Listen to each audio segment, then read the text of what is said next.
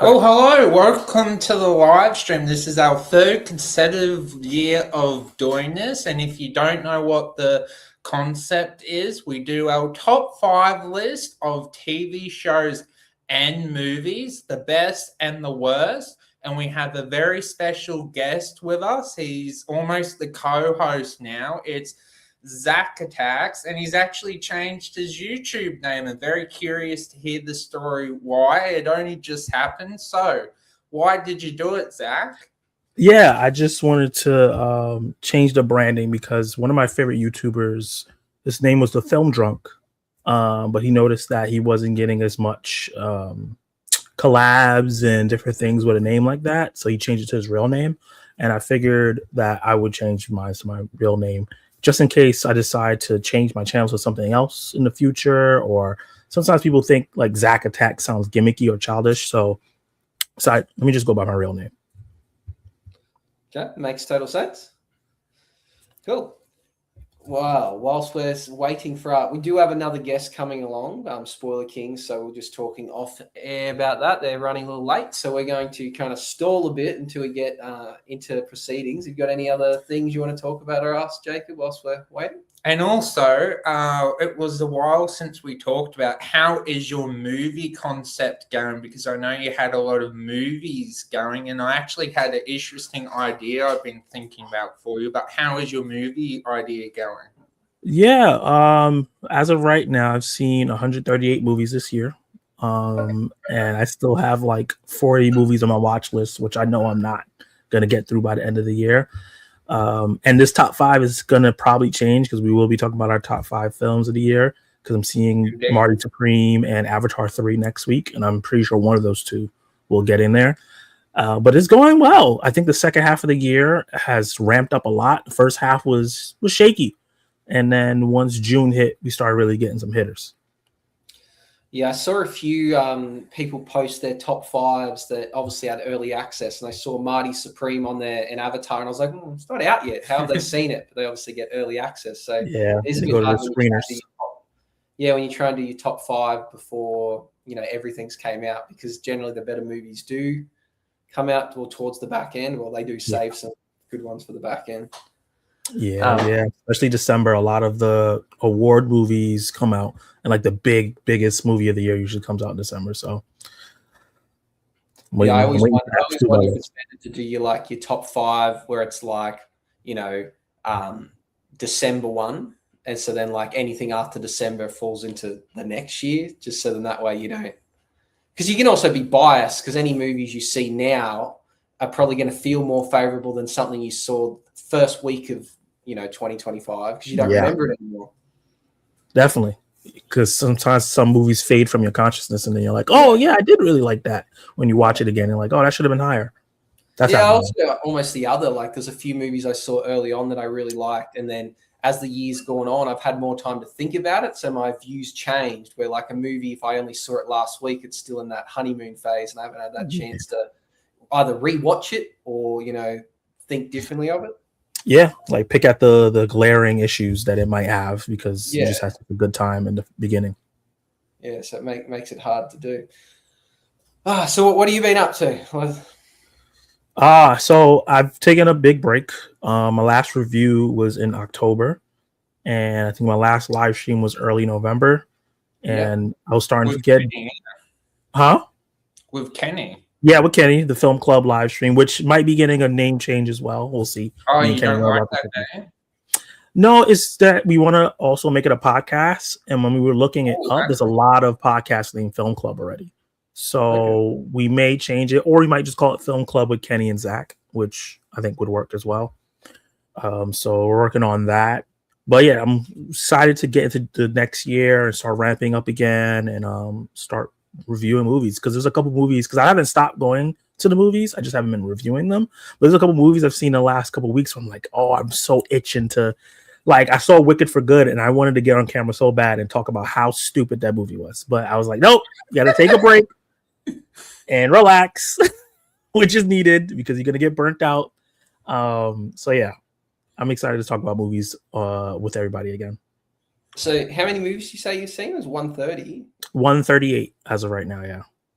Yeah, I think this year. I think last year I cracked the 150, and this year I'm at about 30. I didn't watch many movies this year. I kind of got over it. I think I watched so many last year that this year I just had no interest. I think watching that many movies, I saw so many bad movies that it kind of turned me off movies. Yeah. So the next year I'd try to only see things I really want to see. I've definitely, because I'm not reviewing movies these last couple weeks, I've definitely missed movies that I probably would have watched because I thought I had to review it. Like Five Nights at Freddy 2. I didn't really want to watch that movie. And then I was like, I'm not reviewing this, so I'm not going to watch it in theaters because I know it's going to be like either it's mediocre or it's going to be bad. And then all the fans were like, well, it's not that good, but it's more Five Nights at Freddy's. And I was like, okay, I don't care. It's one of those things that I guess with reviewing movies, if you have to force yourself to watch something, it then becomes a job, and then it's, so then you're not just watching things for the love of it. You're also like forcing yourself to watch things when you don't feel like watching it, or you might even be too tired to even bother, but you're like, I need to finish this movie so I can do a review. So you're not watching it under the best circumstances. Yeah. Or you feel like you just want to be a part of the conversation. If it's a movie, like for example, the first Wicked, I was going to skip it, but everybody's like, you got to see it. And luckily I ended up liking it. But, I did the same thing with Wicked 2, and then I ended up not liking it. So that's the dangers of it. Do you prefer watching a movie when you go for reviewing purposes, or do you prefer watching it and you don't have to, criticize it and, tear it down? What do you prefer doing? I think at this point, since I've been doing YouTube for a couple of years now, that's always going to happen no matter what. I watch. I can't. It's hard. I can enjoy a movie, so I usually try not to be critical while I'm watching a film. It's not only until the credits hit, and then I start thinking about the movie more, and I'm like, okay, I like this part, I like that part. This didn't make too much sense. For the most part, that's how I watch movies. I try to be in the movie, and then after that, I'll think about what happened. Sometimes I'll watch a movie, and I'm like, oh yeah, this is gonna be a great review, or this is gonna be a negative review because something happened, and I'm like, oh, I already know I'm gonna pick that apart. But for the most part, I just try to go in it, enjoy it for what it is, and then think about it harder later and then review it. It's interesting. I look at other people, like friends of mine, that just watch movies casually for the sake of it, and they often don't say a bad thing about a movie. And I think they watch so few. It's like, is it because they only watch what they want to see, so they like it, or they don't see it from the same lens, or they actually just go there and enjoy the experience? And sometimes you miss that beauty of just watching something and enjoying it. But once you've got that, you're a reviewer and you critique things, you can't help but pull things apart or look at it in a different lens. And it's almost like, would you rather have that ignorance of someone that just watches something for the sake of it and walks away, go, yeah, that was a good way to spend 2 hours, opposed to going, oh, well, this was wrong about it, and I would have done this differently, and I didn't like that. They're just blissfully unaware and go, yeah, but it was fun. It was the experience. And you miss that, but I guess you provide a service by being a reviewer. I think the perfect example for me this year was Superman, where if I wasn't such a movie review person right now, and I don't think I'm that critical of movies compared to some other people, but obviously I see the faults, that I would have absolutely loved Superman, right? I would have just watched it and just really loved the corniness and then the colorfulness of it. But there was so many things in it that I was just like, what? That I would have never questioned 10 years ago or even 5 years ago. So that definitely happened. I would have just enjoyed Superman for what it was instead of critiquing the faults of the film. Well, I think last year when I did my top 5, I went over and thought about the movies I thought were the best made and the ones that I thought deserved to be there. And this year I've gone with movies that I just enjoyed. And I know some of them are garbage, but I enjoyed them. And that's what I've gone through that. I've just gone with that. I picked movies that I enjoyed and I would rewatch and kind of thought about it as more of a casual fan. And there's a difference though. Shows, I picked things that probably not critically acclaimed, but I was I enjoyed watching them. They were fun. And that really is what matters. I was watching the Ringers podcast where they were talking about their top 5 movies, and they had a guest on, and I think his favorite movie was 28 Years Later. And a lot of people don't like that movie, but he said, I don't care. I love it. And there was a personal reason, the whole losing your mother. He just lost his mother. So he connected to that aspect. And that's one of the best scenes in the movie. So he was like, this is my number one movie. And then he had like another movie on there that like a lot of people didn't like, but he liked it. And I'm like, that I like those kind of lists. It doesn't have to be like all the top tier movies you expect, because that it makes things boring when everybody has the same list. Well, at the end of the day, movies are, it's a form of art. It needs to make money, because if it doesn't make money, they don't make more. But really, the person that's writing it, they have the intention of it being art. The people acting in it, they're trying to make it art. The studios are trying to make money. So it depends. If you want to just enjoy something for its art, it's like, even if it's the goofiest, most spoof movie, like I think of like the Naked Gun movie this year. Like that's so good. It's like it's designed to be dumb as hell, but it's just funny, and that it's fine. Like it's like sometimes you just got to think about it. Things are art. If you enjoy it and you'd rewatch it, does it really matter? It's like that's about the intention. I think some people take like one mindset for movies into every movie. You can't do that. What's the intention of this film? Is it supposed to be funny, stupid, and dumb? Then I'm going to enjoy it, because I know that's what it's going for. I'm not expecting an Oscar-winning performance or a storyline that's really deep from The Naked Gun. If you go into it thinking that, then you kind of ruined it for yourself. That's kind of my thought with movies. I think long as they do what they intend to do. If a comedy makes me laugh, it's a good comedy. If a horror movie's scary, it's a good horror movie. Regardless if the plots or other things don't make sense, it's intention. It's when movies try and do too much or blend genres, or they're trying to appease people. I go, oh, I saw through that. Where it's like The Naked Gun, stupid as hell, but laughed at it, and that's all it needed to achieve. It was meant to make no sense. It is a spoof movie. That's what exactly. They do. If it didn't make you laugh, then it's just a bad movie. But I laughed at it, so that's what it was designed to do. I've seen some movies that were intended to be goofy and funny, and I didn't laugh once. Yeah. So like your attention didn't work, so it's not a good movie. But if Naked Gun made me laugh a lot, Friendship made me laugh a lot, Splitsville made me laugh a lot, and these are movies are in my top 20 of the year, because they are comedies and they made me laugh, and they did a job. That's interesting that you like Friendship. Like, I'm a big fan of Tim Robinson, but I didn't find that funny compared to his other stuff. Like, I would watch on repeat. Like, I Think You Should Leave. He's like Netflix show. Just watch it on repeat. And but I didn't find Friendship funny. I was watching, I'm like, when's the funny bits coming? But I guess it's just the different type of humors that you come to expect, or, you know. It also was my first experience with him. So maybe if I would have watched his show beforehand, then I'm like, oh, this is not as funny as his show. Because it's my first time ever seeing him. Yeah, have you watched anything since? No, I haven't watched any of it. I want to watch The Chair Company, because I heard The Chair Company is really good.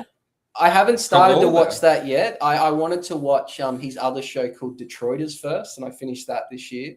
That was like 2 seasons, and that was quite good. But yeah, his show, I Think You Should Leave, is really funny. But it's like a skit comedy show. Yeah. Like they're like 30 minutes long, and each episode has like 5 or 6 skits, and they're just so outrageously stupid. But if you find The Naked Gun funny, you'd find that funny. Gotcha. But yeah, Friendship is like not the same type of humor. So I went in there thinking it was going to be funny like that. But it was a different type of funny. Okay, you want to welcome our guest? We got other guest here, Tank from the Spoiler Kings. That's kindly donated his time. Thank you for joining. I appreciate you guys inviting me. Sorry, I'm a little late. Yeah, all good. That's all right. We've just been filling in time, chatting about a few things. Yeah. I've been watching you guys as I'm like running around and getting kids ready for bed and stuff. So that's all good. Do you want to get into it, Jacob, or you got a few questions for Tank? I was going to ask Zach something. Since you have a co-host on your podcast, Zach Kenny, what is a movie that you don't see eye to eye on in him and you have discussed and disagree with? It's happened a bunch lately. We'll get into it. I think Die My Love, the Jennifer Lawrence, Robert Pattinson film, was the most recent one I can remember where I loved it. It's one of my favorite films of the year, and it's one of his worst movies. Like, he thinks it's one of the worst movies of the year. So we were such opposite sides of it, and like it was different personal reasons why he didn't like that movie, and I understood his personal reasons, but I didn't have those in me. I would just enjoy the movie for what it was, and me and Kenny, we like similar things, but he also has a different mindset when he watches movies. So sometimes there's things where I'm like, oh, he's gonna like this, and he's like, yo, this is trash because of this, and this. I'm like, what? So that's happened a lot, where we'll go back and forth on the live stream talking about it, but it never gets to like a disrespectful place. I think that's why it works. What's the concept of this movie? Diamond Love is basically Jennifer Lawrence and Robert Pattinson characters are married. His uncle dies, and he takes her out of the big city while she's pregnant to Montana, like in the middle of the country, to live in his house because I guess the rent was too high in the city. And he kind of like leaves her there in this house that's not fully fixed. Someone just died in, and she has the baby, and she's struggling. She has postpartum depression. He's just off for days working, and we're just seeing her go through that depression and trying to figure out how to handle it. And it like gets into deeper and deeper stuff. I don't want to spoil the whole thing, but it's like gorgeously shot. Jennifer Lawrence gives one of the best performances of the year in the movie, and I thought it was very interesting. I like movies that can show me a perspective that I just can't live or don't understand. Like, I'm not a woman, so I'll never experience postpartum depression. But the fact that this movie kind of portrayed it in this way, and then I asked people, like women I know in my life that have kids, they were like, yeah, I went through some of these things. So I really, really enjoyed it. And why didn't Kenny like it as much as you? He just thought that she got away with too much things that other people wouldn't. Because she had some really wild behavior in the film. Like, she was doing a lot of things that you would see that's crazy, but when you see it from her perspective, you understand. But he was just like, no, there's no way other people would get away with this. It's just too much. And I was just like, I get it, but it's a movie, like there's so many movies where people do heist and you know for sure that they're not going to get away with this because there's cameras everywhere and they didn't properly set it up, and we buy into it. But some things hit people differently. Okay, I might have to watch that. I really enjoy Jennifer Lawrence. I think most things she's in is pretty good. Like, obviously we've got issues in all the Hunger Games stuff, but I enjoyed like No Hard Feelings. Or No Hard Feelings. Well, yeah, that was very funny. But Silver Lining Playbook, I thought that was one of my favorite movies. That's a good one. Really enjoyed. Is it like the Joy, the one where she like created the hangers and she invented something? Like, it's a show. It's a true. I didn't get to see that one. It's really good. It's a true story about this lady that came from nothing but invented something massive. I can't remember what she was like. And she was on like the shopping channels where they like sell the infomercials. Yeah, it's really good. Okay. It's a good movie. Her career trajectory is weird because she was like on the top of the top for a long time, and I feel like her and Emma Stone were kind of on the same wavelength. And then like Emma kept going this way, and she kind of like dropped back. Yeah, I think she had a family and then kind of moved away from acting. Yeah, she moved away from acting for a little bit, had a baby and everything, got married. And now she's like making her way back, but it doesn't seem like she has the same fanfare that she had before. The other one I like one with like Chris Pratt in it, where they're like on the spaceship and he like wakes her up. Passengers. Yeah, I really like that. That's a good one. Yeah, she's a messed up situation. Yeah, she seems to be in she's very selective in what she's in, but they're usually fairly epic. Yeah, she's not really in it. She doesn't seem to be in anything too small. No, yeah, she always picks something. She's trying to get into a Christopher Nolan movie, which I think she would do a great job in. I'd like to see her more franchise stuff, like not Dune, but something like Dune, maybe Star Wars, or she has like a humor to her that I think franchise filmmaking. I think they miscasted her as Mystique. I think that was the wrong character for the X-Men. She should have been someone else. I'm not sure exactly who, but someone where she could have been funny. And she needs to be in a franchise where she can be funny. You can see her being some kind of hero, like an anti-hero kind of thing in like a DC movie or an MCU movie or something. Or maybe even Harley Quinn if they need a new one. I could see her pulling it off. She plays crazy. She's done crazy like 2-3 times, so she can do it really well. All right. So what you said with Emma Stone found her director. She found it was Yorgos Lanthimos, and man, she's in every single of his movies in the past 2 years, 3 years. So I think Jennifer Lawrence, when she finds somebody she knows she can work with consistently, because everything she's in, like you guys said, was great. American Hustle, Don't Look Up was such a great movie. Yeah, you know, it's so funny. Yeah, it's really good. But she's got a great catalog of things. Mm-hmm. Move into it, or do you want to talk about what we're actually doing? What are the proceedings of today, and what do we reading? So, we actually have a comment. Howdy, folks. Oh, it's not that great. There we are. By Scottish Geek Guy. Says, "Hells." Yay! What's up? Thank you. Cool guy. Okay, so talk through what are we doing today, Jacob? So, we're actually doing our top 5s for the year, top 5 TV shows, top 5 movies, top 5 worst movies, and for people that have not watched enough TV shows, top 5 worst shows as well. Yeah, I reckon I'll probably be able to. I don't think I could do a top 5 of worst shows. I barely watched 5 shows, so my top 5 would be my bottom 5. Thank God I'm not the only one. I've only had enough for a top 5 shows and one ornamental show. So, but I have top 5 movies, because I watched like 140 movies, so I could definitely do both of those. Okay, well, let's go movies first. Okay, we'll get our newest guest to go first. You happy to go first, Tate? Start off 5 and work your way to 1. You can tell us a little bit about each movie and why it's there. And yeah, we're doing movies first, right? Yeah, we'll go movies first. Okay. So I'm going off of my letterbox with the top 5. I know Zach earlier said, didn't get to see everything yet. Like I didn't see Mario Supreme yet, so that's still kind of up in the air. Obviously Avatar still up in the air where that might go. But as of right now, my number 5 is Hamnet. That is by far the biggest surprise for me. I was ready to hate this movie because I am not a Chloe Zhao fan. I don't like her art style, kind of, or art house style of filmmaking. But this movie was amazing. It was amazing. Like right from the start, it was just like this like love affair kind of going on, and then it just built into this like epic thing where there's a part of the movie I had to like kind of step away because it was so emotional.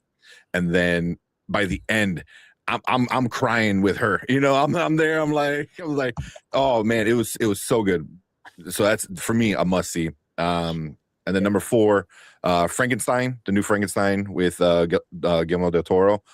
I'm so upset I didn't get the chance to see it in theaters. It was just so hard to find a theater near me that was playing it. So day 1, it was streaming on Netflix. I watched it, and it was amazing. It was amazing. Everything about it was amazing.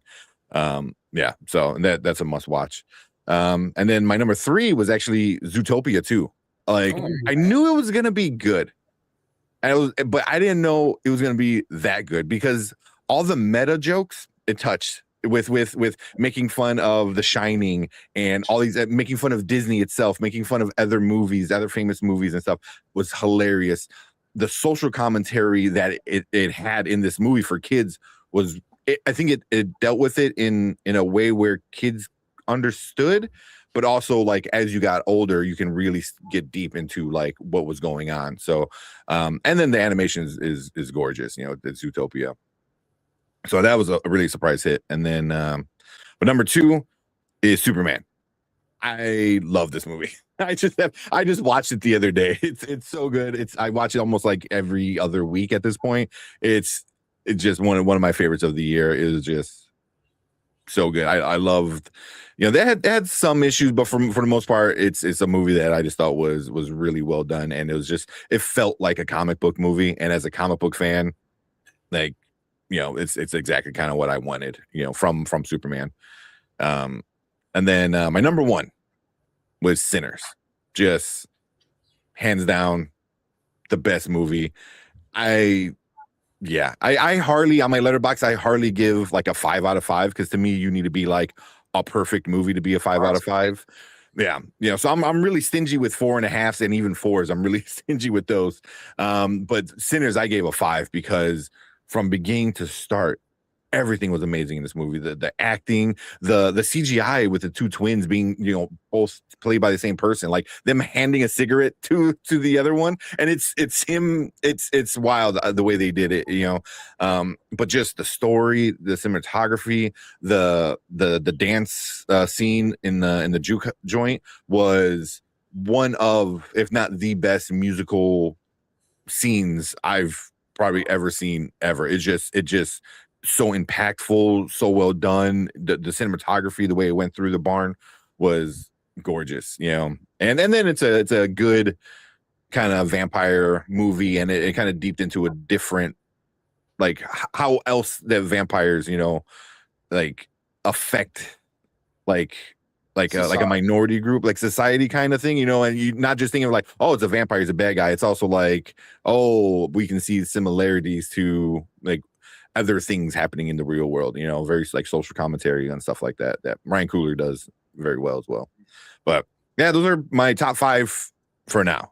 I don't see them changing, you know, for the rest of the year, but you never know.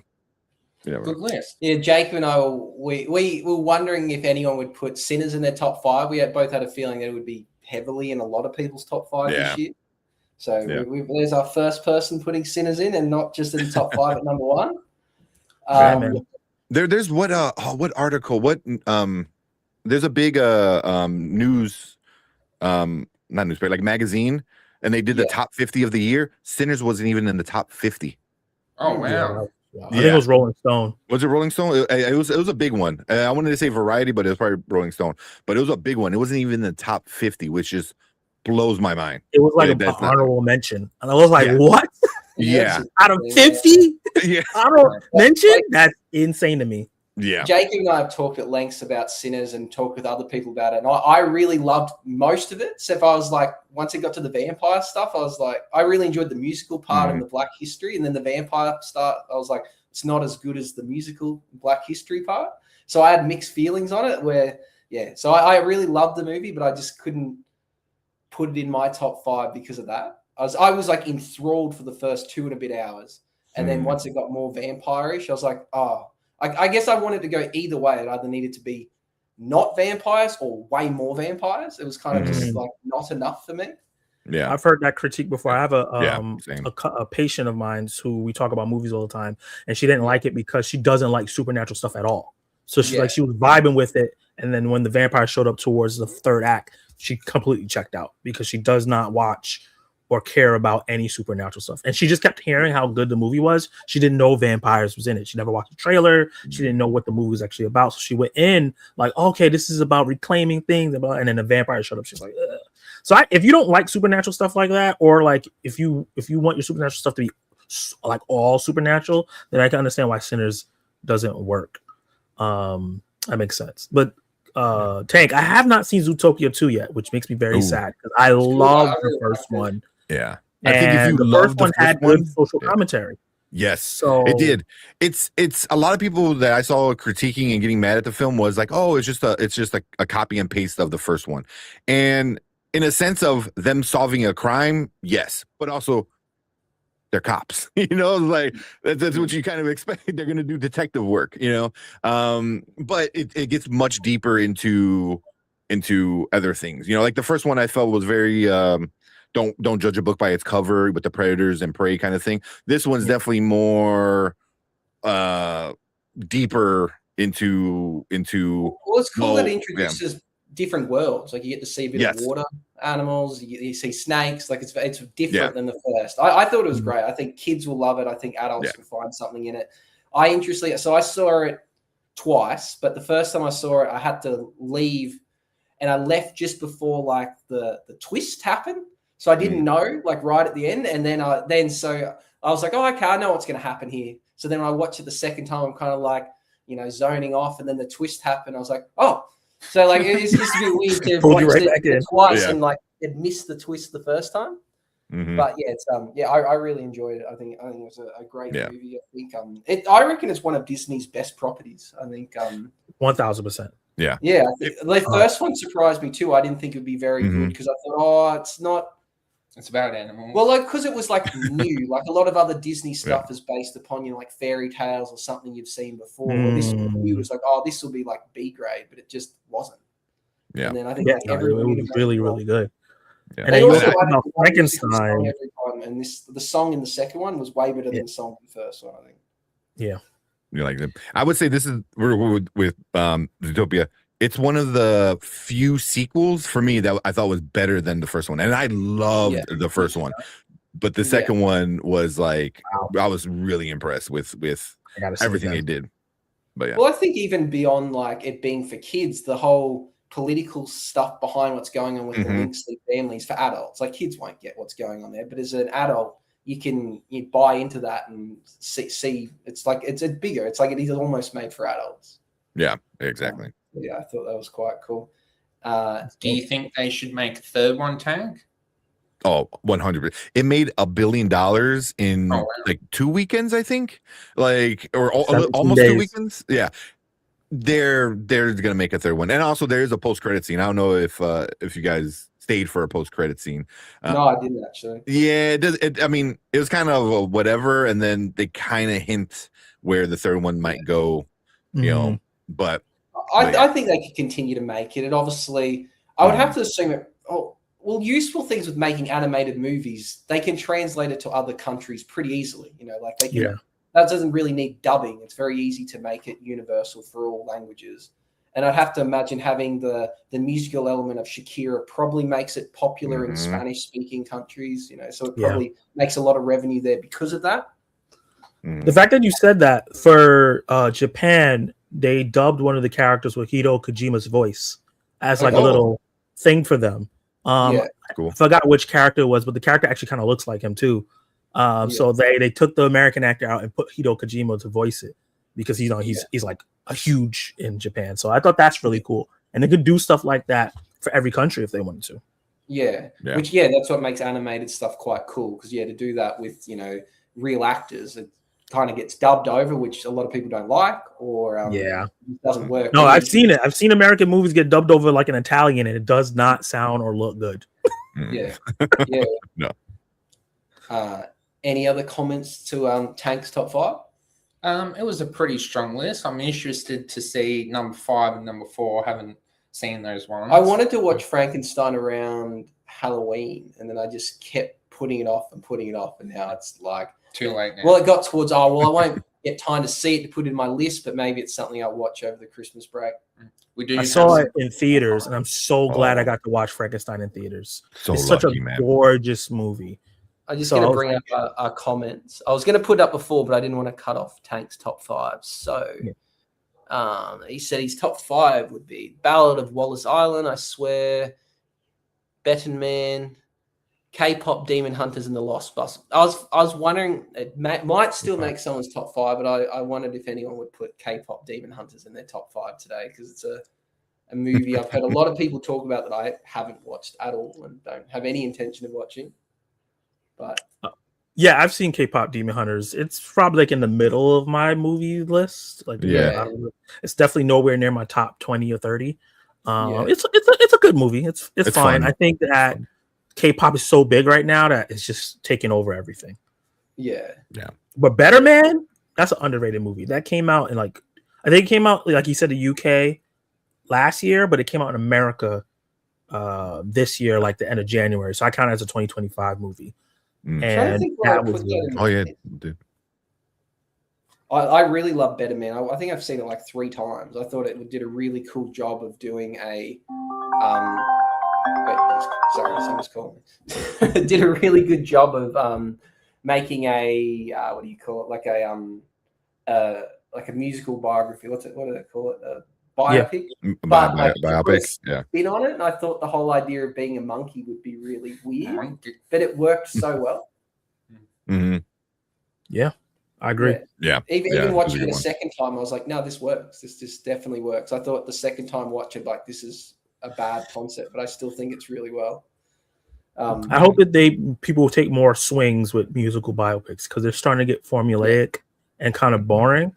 Like the Bruce Springsteen one, not that interesting. And I'm scared the Michael Jackson one is going to be very similar to that. So I hope people take more swing with biopics. Like the Smashing Machine is not musical, but it's a biopic. But I like that it took like a part of Mark Kerr's life instead of trying to show him from when he was a baby to he died. It just took the most important part of his life that turned him into the superstar.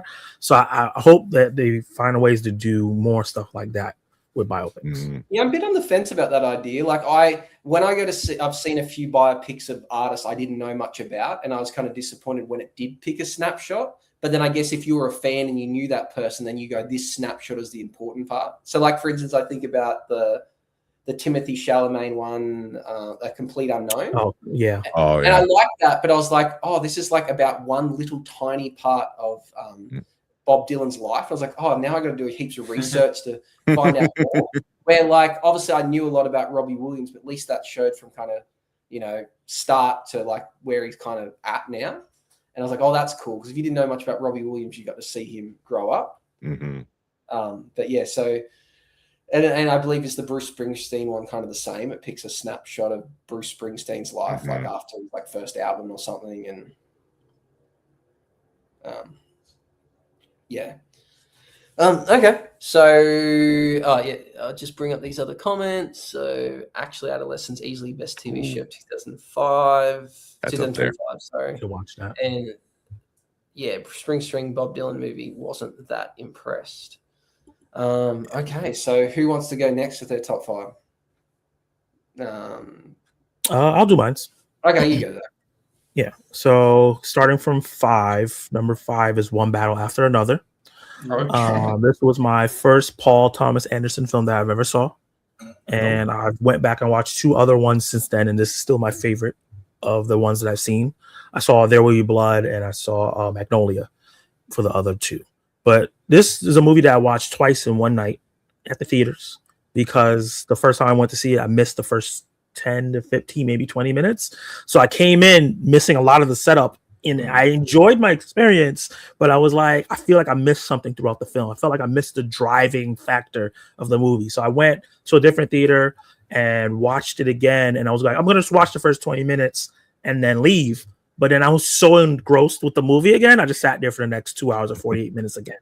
And I absolutely loved it. It's funny. It has great action, great memorable characters, it has a social commentary backdrop that's not like really what the movie's fully about, but like ingrained in the story still. Leo is hilarious. Chase Infinity is such a discovery.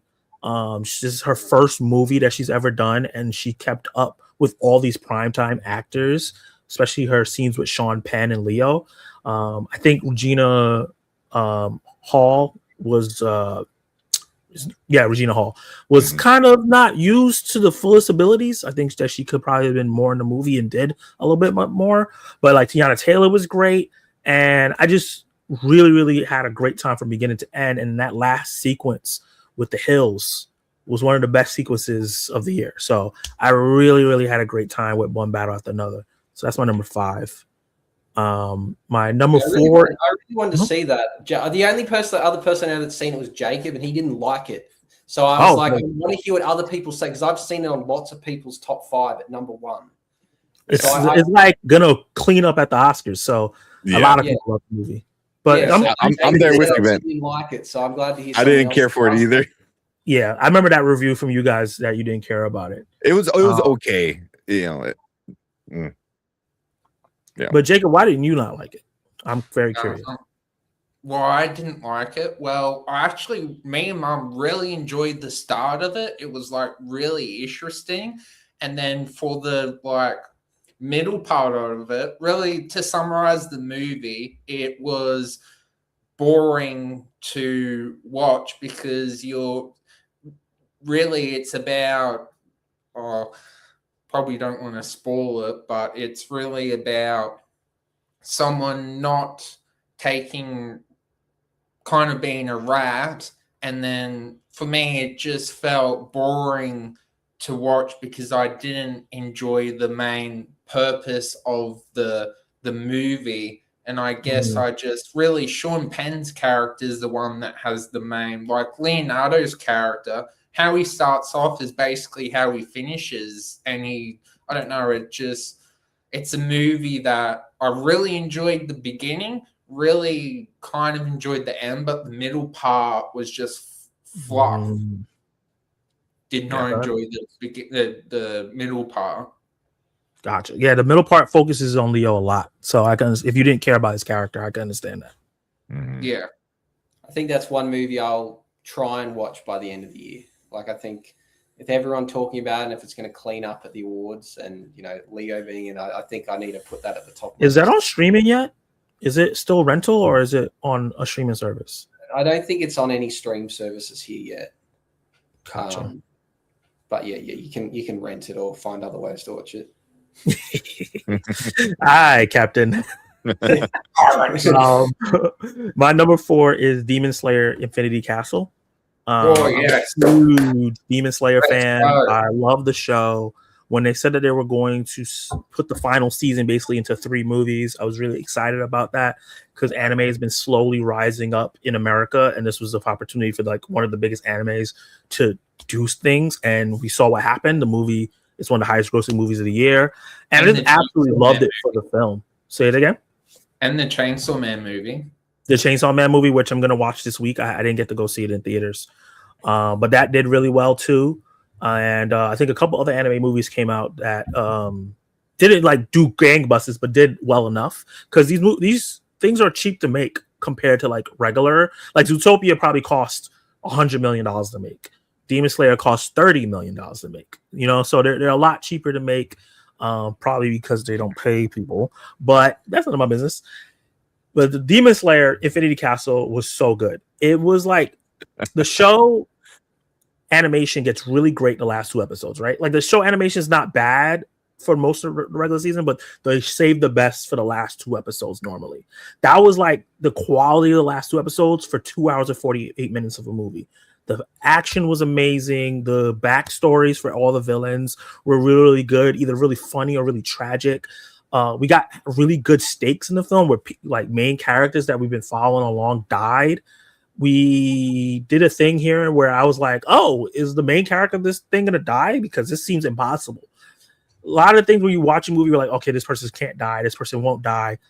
All that went away, and I was so engrossed in everything that was happening. We got 1v1s that I've been wanting to see happen since like the beginning of the series. And I think that they did a good job of making the movie very cinematic and feel like a film. I absolutely loved it. And it ended off on a cliffhanger where like, I want more, and I'm sad that I got to wait 2 years before I get another one, but I'm in the theater when part 2 comes out. Yeah. Let's see. Number 3 is a movie that I literally just watched 2 days ago.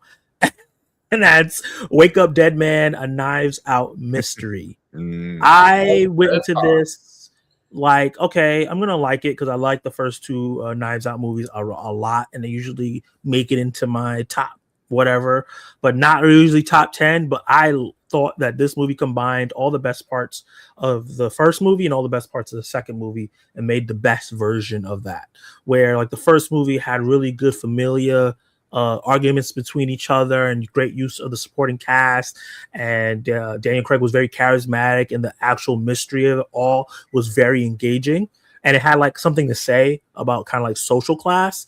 And then Glass Onion maybe didn't have the familiar part or the social commentary as strong, but it was so much fun and so outrageous, and I thought the supporting cast in that one was even better for me in terms of how the characters were written. So I feel like this one took the social commentary, took the familiar kind of like dynamics that you would have with a church, and all the funness of Glass Onion and combined it. And it's one of the best looking movies of the year as well. There's some amazing shots in this. Josh O'Connor is basically the main character in this one, and he's fantastic. I'm surprised he's not getting more consideration for awards because I thought he was really, really good. The mystery had me on edge and then kept throwing like twists and turns that I didn't see coming, and I just never really guessed who did it. And I think that's why all 3 of these movies are great, is because I never every time I'm like, oh, this is the one person that did it, they do something, and I'm like, oh, maybe I'm not too sure anymore. And then by the end of it, I'm like, oh, I did not know who it was at all. So I highly recommend everybody. I wish I got to see this in theaters. I watched it on Netflix, but I highly recommend checking out Knives Out Wake Up Dead Man if you haven't had a chance yet. What do you think Rian Johnson did that made you go, this is the best one from the franchise? I just think, like I was saying, it's like the direction is the strongest. He feels super confident, and I think that he found a way to combine the stuff that worked in the first one and the second one the best, while touching on something deep, like kind of like faith and religion. And I'm always interested in stuff like that as a non-religious person, to see like how strong people's faith can be when they're in the most terrible times and how inspiring that be, or how they falter and their whole world crumbles. We get both of that in this movie. So, and it has one of the most powerful scenes I've seen this year that started out as comedic but turned into something that made me tear up. So like, I think he did a fantastic job with Wake Up Dead Man. He actually is a good director when he tells his own story, unlike in The Last Jedi when he already had something and then he kind of broken it. When he has his own story, he actually is a good storyteller. I'm a really big fan of Rian Johnson. Looper, Brick, the Knives Out movies. I'm a fan of Last Jedi. I think that was the best of that trilogy that we got there. Okay. I didn't hate it as much as everybody else did, because I think Star Wars rhythm is kind of boring. So I was happy that he kind of, threw it for a loop, and then they kind of try to bring it back in the next one, and that was terrible.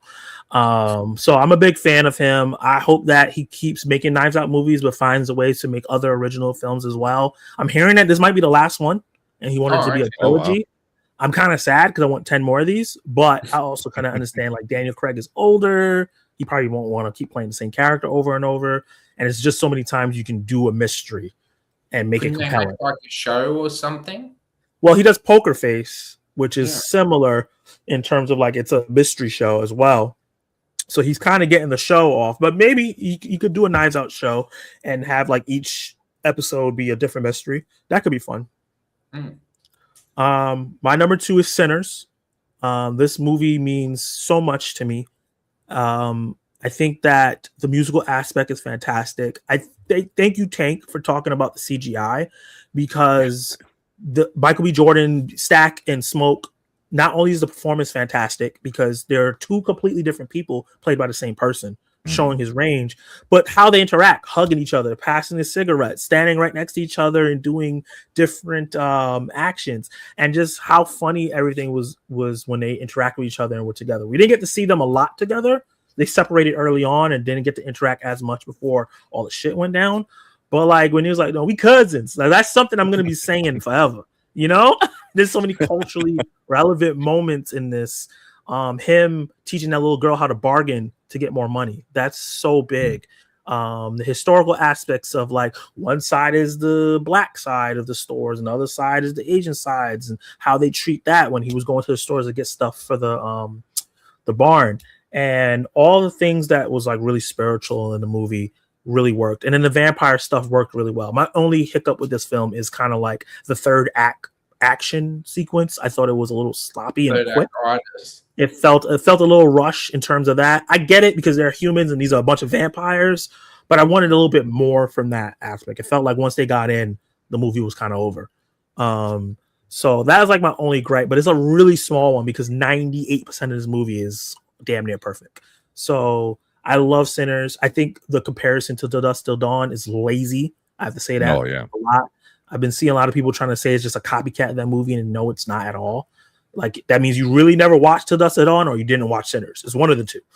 But I love Till Dusk Till Dawn, but it's not the same movie. But yeah, I think this is a movie that came out early in the year that a lot of people are starting to like forget a little bit. So it went from everyone hyping it up and maybe some people thinking it's overrated to now it's kind of underrated because so many people are not talking about it anymore. And kind of like One Battle After Another and like Hamnet and a couple other films are kind of taking the spotlight away.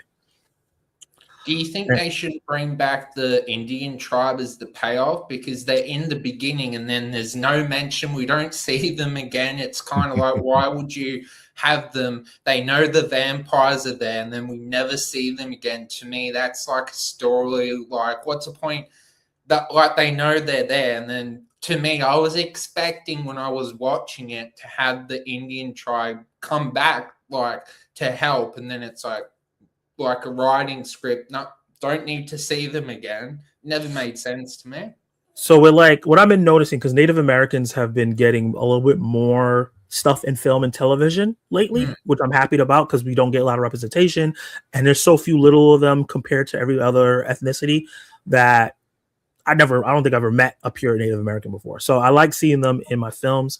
And one thing I got to say, I noticed about them, they don't deal with stuff that they don't want to deal with, right? Like I'm watching it, Welcome to Derry. I'm watching this. I'm watching Reservoir Dogs. I'm watching other stuff. If they see something that looks demonic and messed up, peace. We try to help you. You didn't want the help. They're stronger at night. We're out of here. We're going back home. So it made more sense to me that they were like, yeah, we're not dealing with this. The sun's coming down. That's when he can like freely move around. We're not sacrificing our lives for this. We chased them away from where we live. Now you guys deal with them because we could have killed him here and you guys wanted to be racist. So I thought that was really funny. I did think they were going to come back around at the end of the movie and help. But also I was like, that makes sense. Why would they come back and help? This is none of their business.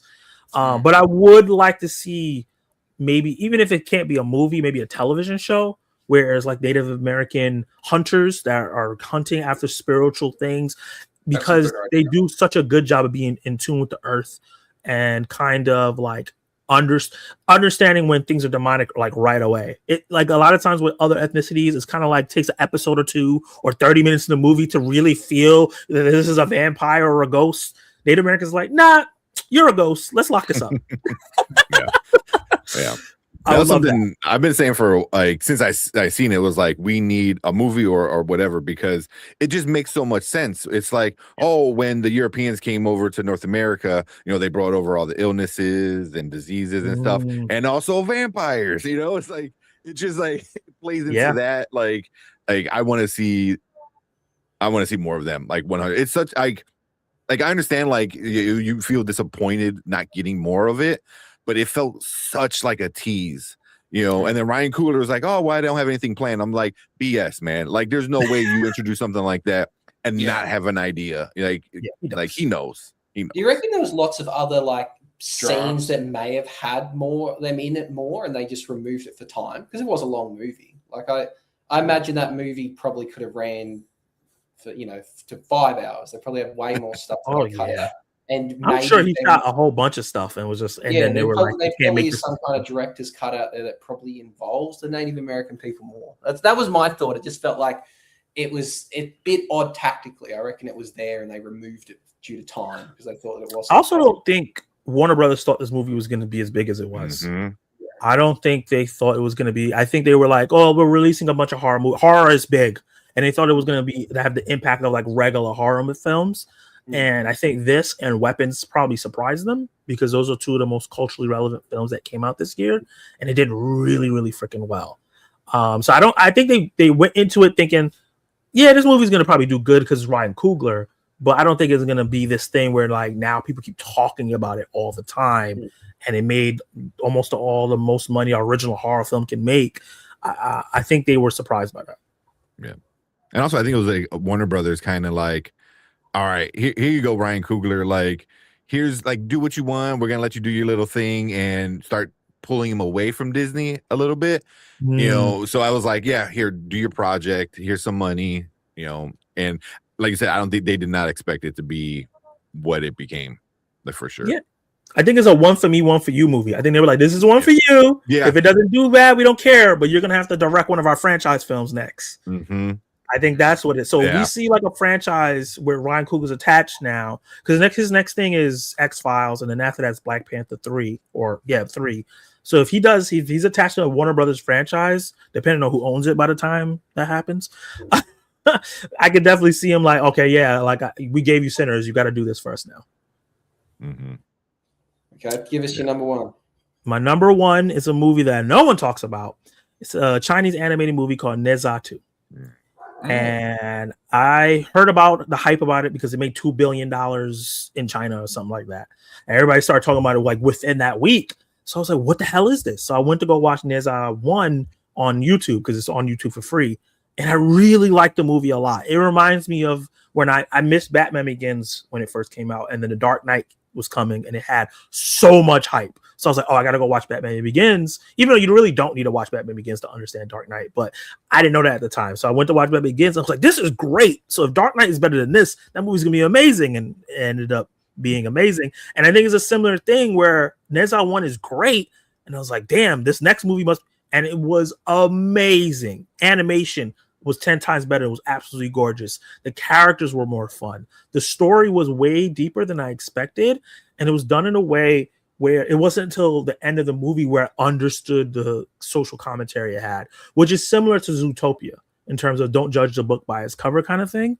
I didn't realize that that's what they were going for in the movie until they got to that message, and it wasn't even beaten overhead. I was like, oh, okay, this is not just silly fun of Nezat peeing on statues. This has something to say, and it has all the anime tropes that I like. Like there's a tournament arc, there's secret tribes, there's the family that dies, there's this, you go leave home and then your home gets attacked, and you come back and then you get mad. It has all that stuff, but it's sequenced in the movie in a way that doesn't feel super tropey until like after you kind of break it down. And the last 30 minutes in the movie is just a visual feast. It's like all the good guys and who we thought were the bad guys fighting the real bad guy, and it's amazing. It's I don't know if you guys know the video game like Wukong and how epic that looks in terms of the battles, or like I think there was Azura Wrath came out on like the PlayStation 3 or something like that, and how amazing that used to look, or even like God of War. It's like that but times 10. So I highly recommend it. I think it's going to come to HBO Max pretty soon because A24 put it out in America and all their stuff goes to HBO Max. Check out the first one because you would need to see the first one to understand the second one, and it's a really good time. And then definitely check out Nezat too. It's my favorite movie of the year, and it's going to be hard for someone to knock this off the list. It's always interesting when I see people put sequels in the top 5. I like it, but it's like I always have this weird idea, like, is it kind of unfair because it's already got a story to build up for? It's the same with like when we get to TV series. I always think, is it fair to pick a show that's got 15 seasons already? Because you already, of course, you like it. You've watched 15 seasons of it, so it's always a funny one. But I guess with movies, sequels notoriously don't live up to the original. So when a sequel does well, it's usually pretty good. Jacob and I did talk. We were wondering what he said. Oh, what do you think Zach's number 1 will be? I said it'll be a movie we've never heard of, and it was a movie I've never heard of. That's funny. I know me too well. Yeah, indeed. That's funny. Your turn, Luke. Okay, we'll go my turn. I know mine is going to be trash, so I talked about this off. I went to the movie. It's your list. It's not trash. I enjoyed watching that I know weren't the best. To you, they're angels. But I enjoyed them. So I've gone for enjoyment over quality. So at number 5, I've got Happy Gilmore 2. Mainly because I love Adam Sandler.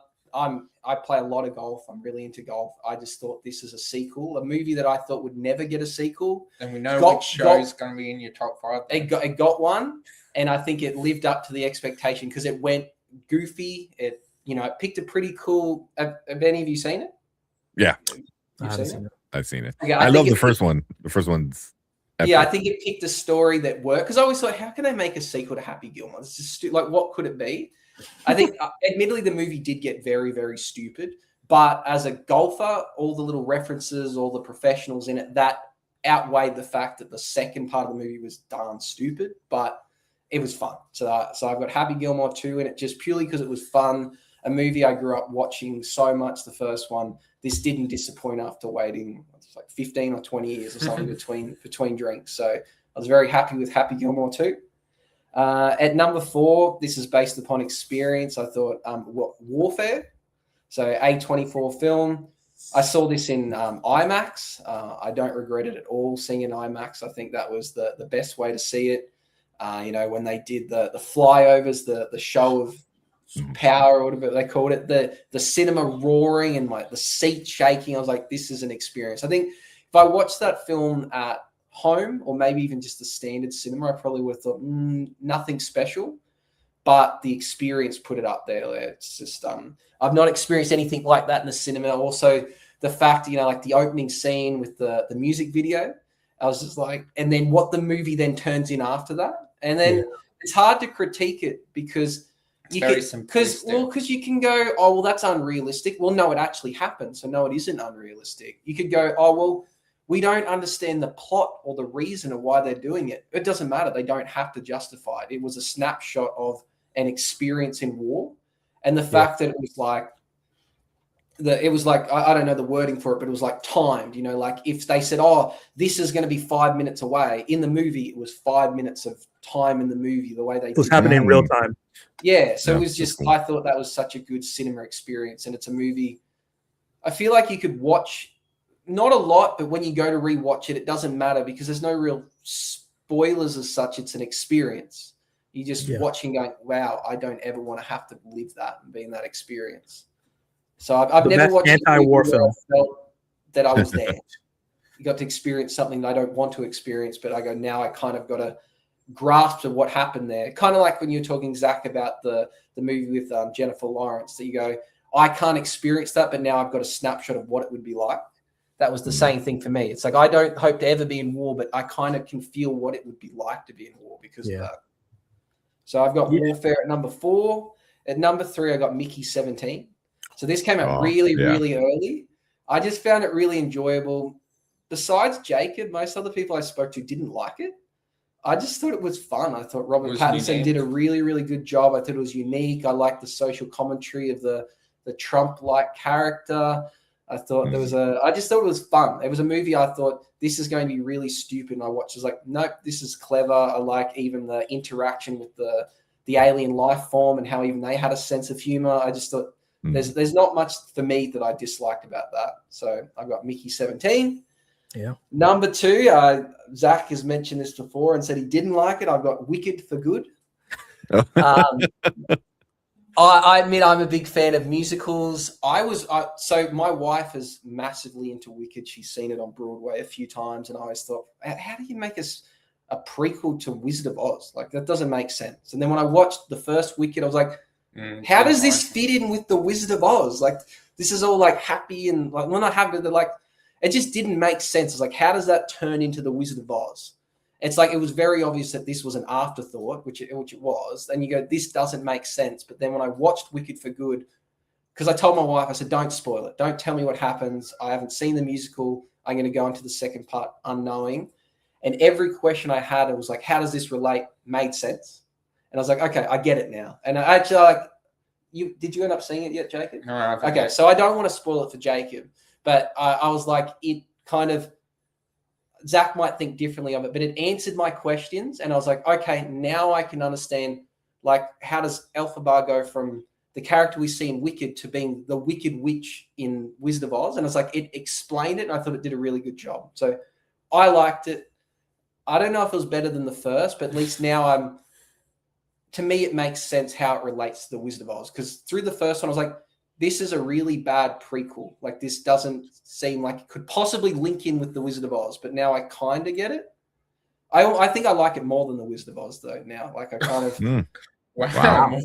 Yeah, so I really like Wicked for Good. And number 1, again, almost based upon experience, is the F1 movie. So I don't like racing at all. I have lots of friends that are really into F1, and I think it's really silly. I just don't get it. I don't get the appeal. But then after watching this movie, I was like, I get it. This is really cool. Obviously, Brad Pitt was the one that he had to be in this movie. I don't know too many other people that could have got me interested in seeing this movie. Tom Cruise could have done it. Yeah, I think Tom Cruise was probably one of the only other ones. But watching it, I was like, really got invested in what was going on. Yes, I know the tactics he used in racing would have got him like banned, and it's not realistic. And so I know a lot of F1 fans are like, that's bullshit. You can't do that. Like, you would get kicked off the race course for that. I still enjoyed it. I thought for a long movie sitting in the cinemas, I was on the edge of my seat, enthralled. I usually get really bored with movies, so I'm a fan of shorter movies. But this, I watched it through, like, didn't want it to end. It's now on streaming on Apple now, like for free. Yep. So I'm ready to watch it a second time. But I really, really loved F1. I thought from start to finish, I was excited the whole way through. And I also don't think that throughout you had a sense that there was going to be one or two endings, but I wasn't convinced either way. So even though I knew it was going to be one or two things, I was still on the edge of my seat going, which ending we're going to get? So I liked that. I liked that it wasn't predictable, even though you kind of knew where it could go, you still didn't know for sure which way it was going to go. So I really liked the F1 movie. So that was my favorite movie of the year. Okay. Yeah. Any comments? The thing I question with Wicked is that we have so many more prequels that we could have instead. I question, why do we have Wicked? I would certainly prefer a prequel about Darth Vader, about Sauron, about so many more things. Why do we need a prequel about Wicked? Wicked was made by theater kids for theater kids. And yeah, I feel like Wizard of Oz is bigger than all those things you just talked about. Yeah. Wicked the musical is one of the biggest musicals of all time. People talk. I've been hearing about it for years and years and years and years and years. Not interested to go see it because I'm not huge on Wizard of Oz like that. So I think that's why, like, the movies make a lot of money because there are a lot of Wizard of Oz Wicked fans out there. You think about, like, you think, for instance, like Star Wars fans are big. Like, fans of musicals are like crazy level big. Like, people like die for musicals. Like, they're insane. So it's just a different level of fandom than unless you're into musicals you don't get. Like, one of my wife's friends, she's seen Wicked like 38 times. Like, who would go sit through something 38 times? It's like wild. So, like, people not in that short amount of time. Jesus. Yeah, not like that. This isn't like the actual musical, not the movie. She's she's been to either Broadway. She went and saw it like in London, like in Australia. She's like seen the same thing, knowing what's going to happen 38 times. Like, that's a level of like obsession I've not seen. And I think musicals bring that out in people. I think the singing, the dancing gets people involved in. Ultimately, Wicked is kind of, people relate to it because everyone sees themselves as being the outcast that was kind of wrongly seen as the villain, but was really the hero all along. So I think there's a lot, people can relate to Wicked in that sense. So there's a lot of like social metaphors to Wicked, and I can see why they made it. I think now they need to expand. They need to find another way to catch in, whether they remake The Wizard of Oz. I think maybe they're allowed to, because nearly the 100 years are up. I think they can start to look at remaking it and maybe cash in on reusing the characters they've currently, like the actors, whilst the iron's hot. But yeah, Wicked has a big fan, or musicals in general do. So so I think that's why it got the treatment opposed to like a Star Wars. Like, I think, you know, there's people out there that would have seen this movie so many times, and like you go there and everyone's singing whilst, when I was at the movies, the people singing as the songs are on. Like, that's a level of dedication. Also, theater people, like you said, it's made by theater people for theater people. They're gonna go see it, and whether it be corny or cheesy or not as good, they're gonna love it. Where like Star Wars fans, you got 50-50 at best if they're gonna like a Vader movie. You know, like that fan base is so split. Theater fans, you know, of stuff like that, they love theater movies, and you know, and seeing the thing they love the most on screen, you know. So Wicked. I think the best example is like going to a concert multiple times. Like, some people will never get tired of seeing Billie Eilish multiple times, even though she's playing the same album, because your favorite songs. So like with Wicked, it's the same thing, because you're hearing those songs over and over. You're there to sing with them and get into the emotions and stuff like that. And also, like, if you're a theater person, let's say you've done a production of Wicked at your school, or like even at like a professional level, you go watching it, experiencing all those times you rehearsed it and all the friends you did it with. Like, it's got a different experience. Like, you know, like, do you go to Star Wars and you remember playing with your Darth Vader action figure when you're a kid? Probably not. Where these people are thinking about all that time I invested. Like, I know this because I was kind of did it myself, or like I remember when I had to learn that line. Like, it's just got a different kind of connection than, you know, someone would that's just seeing a movie because they're a fan of the franchise. Yeah, it's got a very deep connection. So I think they were clever to do it.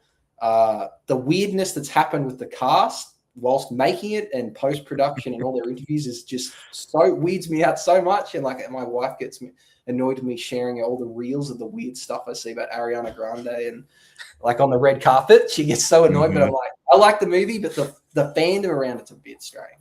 It's definitely a bit strange. Okay, you want to do your top 5 now, Jacob? Okay, so coming in at number 1, number 5, wasn't expecting this movie to be here, but it is a pleasant surprise, and it is The Long Walk. Watching this movie, every scene and the small details that happen, the small things that you do, even slowing down or taking a leak or anything that happens could be the ultimate demise of your life. And this movie is the ultimate anything that happens, you are basically gone and can't do anything. And Mark Hamill is the main villain, and he plays such a lecturifying role in this movie, and really wasn't expecting a lot from it, but really came out going, that was from the two main characters, just seeing them walk and hearing about their backstory. Their two performances for character development would probably have to be the best I've seen in any movie of the year. And then the ultimate finale, the ending is a little bit kind of wishy-washy of it. To me, it doesn't make sense, but besides that, seeing the character defining moments of someone having to speak someone from not doing something and then ultimately doing that thing that you spoke of not doing is breathtaking to see, and I really enjoyed the movie. Yeah, great movie. That was a good one. My number 4 is actually Boteria with what I really enjoyed watching. The concept of this movie is that they think the CEO, played by Emma Stone, is actually a alien, and I was not expecting that ending. At first, I was like, I really enjoyed how dark it was, and then I thought about it and like, oh, do I actually like they went there? But I loved it so much. And they also had someone on the spectrum in this movie, and he did a fantastic job. And Emma Stone did also a spectacular role. I was a little bit suspicious of how strong, so I think there were details that she is what the movie suggests she is, and of how the shots, and it is a comedy, and it is quite a dark movie of how it's shot and what happens in it, and the ultimate demise of the human race is quite interesting, and that these two people are actually right was quite a interesting perspective from the movie. Spoiler. I was going to watch that. Were you? Yeah. Begonia is a good one. That's one of my favorite films of the year. Yeah. It's on my list. I gotta watch it still. Coming in at number 3, and for the entire year, I was going to have Mikey 17 or Sinners, but when I watched this movie, this had to be on the list, and for me, that's Weapons. I absolutely love this movie. Weapons for me, and I'm not normally a horror person, but when I watched this movie, from all of the different perspectives with Josh Brolin and the actress from Ozarks, it is quite fascinating of how when tragedy happens, of how people turn against each other, of how something mysterious happens, and how dark tragedy happens with kids as well. That was quite daunting to see, and how freaky they were running and things like that. And then for me, it was serious the entire part of the movie, and then I was cracking up laughing at what happened at the end. I thought that was hilarious. But the movie, I love the whole perspectives. It might have had too many perspectives with the perspective that was on cocaine and also the police officer, but still it was a surprising, fantastic movie, and I thoroughly enjoyed it. And I think why I preferred it more than Sinners is because it stuck to being an excellent horror movie. Well, for me, Sinner it wanted to be too much, so that's why I preferred Weapons, and it was very surprisingly excellent and superb. Coming in at number 2 is Warfare, and Warfare for me shows how you can be simplistic with your storytelling, but also show the brutality of warfare and show how you can have even crossing the street and trying to survive war can be near-death experience, and it's a very more realistic war movies than what we have got in the past, and it was quite jaw-dropping to see. I didn't get to watch it in cinemas, unfortunately, but I really enjoyed my time because you knew from the opening scene that things were going to get worse, and from every scene, even though it's a very short movie, I really enjoyed how the movie presented itself from scene to scene, and seeing the demise of some soldiers, and then at the end seeing that they couldn't show the real people, and then seeing how it all divulged in something simple of crossing the street, how it went. I think it was like, I don't know if you feel the same. It was like how I think Civil War should have been another A24 film. Like Civil War kind of tried to have a plot in a storyline, where I think that would have been better if it was just there's these people, the media stuck in a war, and you just get to see the perspective of war from them. But then as soon as that delved into them trying to like help take out the president, I was like, it's a bit weird. Where it's like warfare was like simple, as you said, it just showed war. I think if Civil War was more like that, I think that movie would have been better. Yeah, I know. My head just went there when you started talking. I was like, oh yeah, it's like a better Civil War movie. It is. Yeah. Okay. And they're both directed by the same person. That's what's funny. Yeah. Oh really? I didn't know that. Yeah, Alex Garland co-directs Warfare and he directs Civil War. Oh, that's interesting.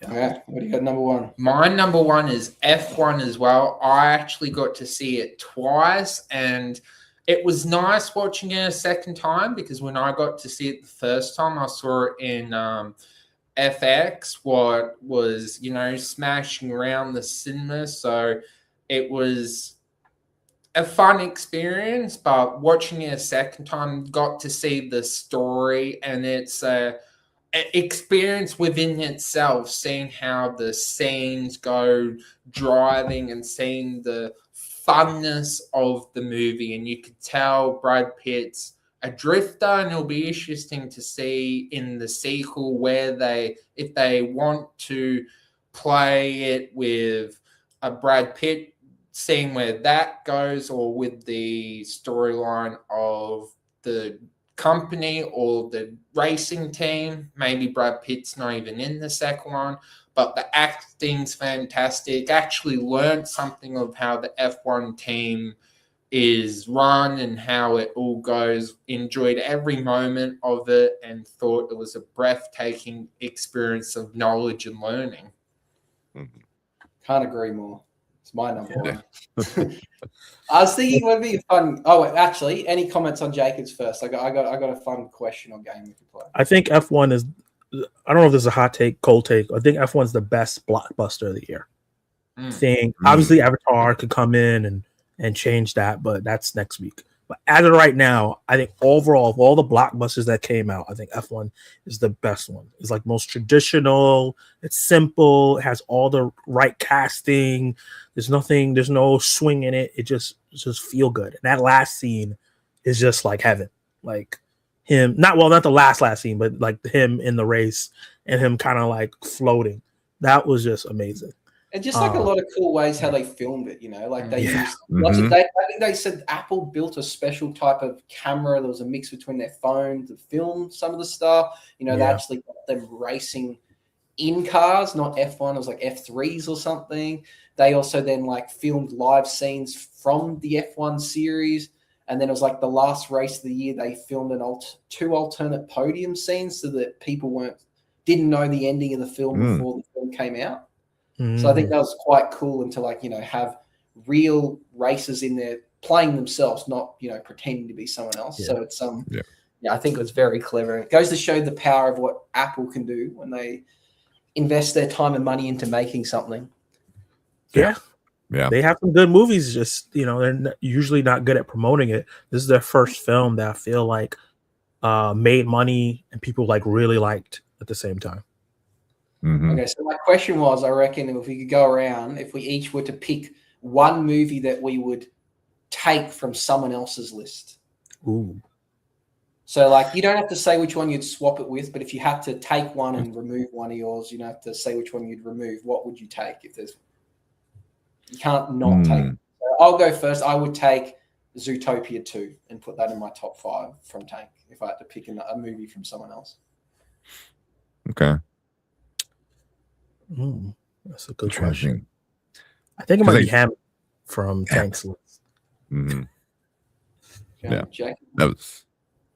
Even though I haven't seen it, I would probably take Demon Slayer from Zach, because even though I'm not up to date, I love the anime as well, and I think Demon Slayer is very impactful with the journey that the character goes on, and I think that's a very good choice. And I think anime needs to. I would have had anime on one of my lists, but it's not finished yet. Okay, what about you, Tank? See, I was gonna say Demon Slayer, but that was my number 3, and then it just worked its way down as these newer movies came out. And I love Demon Slayer, but I would say Nizatu, because I've only heard good things about it. I'm a big anime fan, and I've watched the first one on YouTube like Zach. I haven't seen the second one yet, so that's definitely one that's on my list. I wanna experience this big, the biggest animated film ever to make money. It's an interesting movie, and it was the first one was great, so the second one's even better. Like what Zach said earlier, if the second one they're saying the second one's better, oh man, it's gonna be a ride. So okay, follow-up question. What is one movie that's somewhere on your list, whether it's Letterboxd, wherever you keep it, that had the biggest gap between what you thought? So you thought it'd be the worst movie of the year and it became your 10th favorite, or the reverse, you thought it was going to be the best movie of the year and it was horrible? That's a good question. I would say a movie that I did not expect to be my 15th favorite film of the year is The Woman in the Yard. A Blumhouse horror film that most people don't like, I noticed, but I loved, and I thought it was powerful. I went in thinking it was either going to be very okay or crap, because that's Blumhouse, and that's most of the stuff that they put out is usually stuff that's really silly, or it's fun but it's really dumb, and it's not trying to be dumb. They're taking it so seriously, but it's just really dumb. But this movie was really powerful, so I thought it was going to be somewhere in the 50s, 60s, 70s. Ended up being my number 15 favorite film, and a film that I constantly have to defend all the time. Why do you feel like you need to defend it? Because people don't like it? Yeah, when I say, it's one of my favorite films of the year. It's in my top 15. People are like, what? It's promoting a bad message, and I'm like, you didn't understand the film. It's not promoting a message. Just because something bad is in a movie doesn't mean the director's trying to tell you that it's okay. So yeah, that's really where it goes. I've seen a lot of people say that it's promoting it's okay to unalive yourself, and I'm like, no, that's not what the movie was talking about. But yeah, for me, the swing's almost the opposite. So I've got the movie Friendship. So I thought this movie was going to be one of my favorite movies, and it's actually my least favorite movie of the year. Wow. Which is sad because, as I said, the main actor is one of my favorite comedians.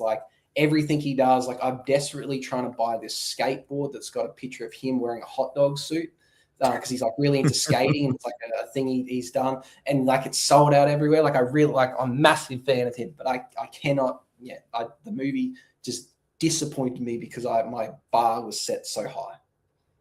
So that's the biggest swing for me. That one. I can go next. Mine was, I was expecting this movie to be okay at best. Maybe I was gonna be towards the bottom of my list. But I was really, because after the trailer, I was like, I do not want to see this movie. Eternity with oh my god, I can't think of Miles Teller and Elizabeth Olsen. Yeah, I loved it. Holy crap! It's right now it's at my 18th. Which is it's not the best, but it's a lot better than I expected, because I expected it to be right at the bottom, because it's a rom-com, and I was kind of like, what are you doing? Of course you pick your husband. the way it did it with the comedy, with all the dilemmas that all the main characters had in the movie, it was a very, very well done movie. It's a lot better than I expected.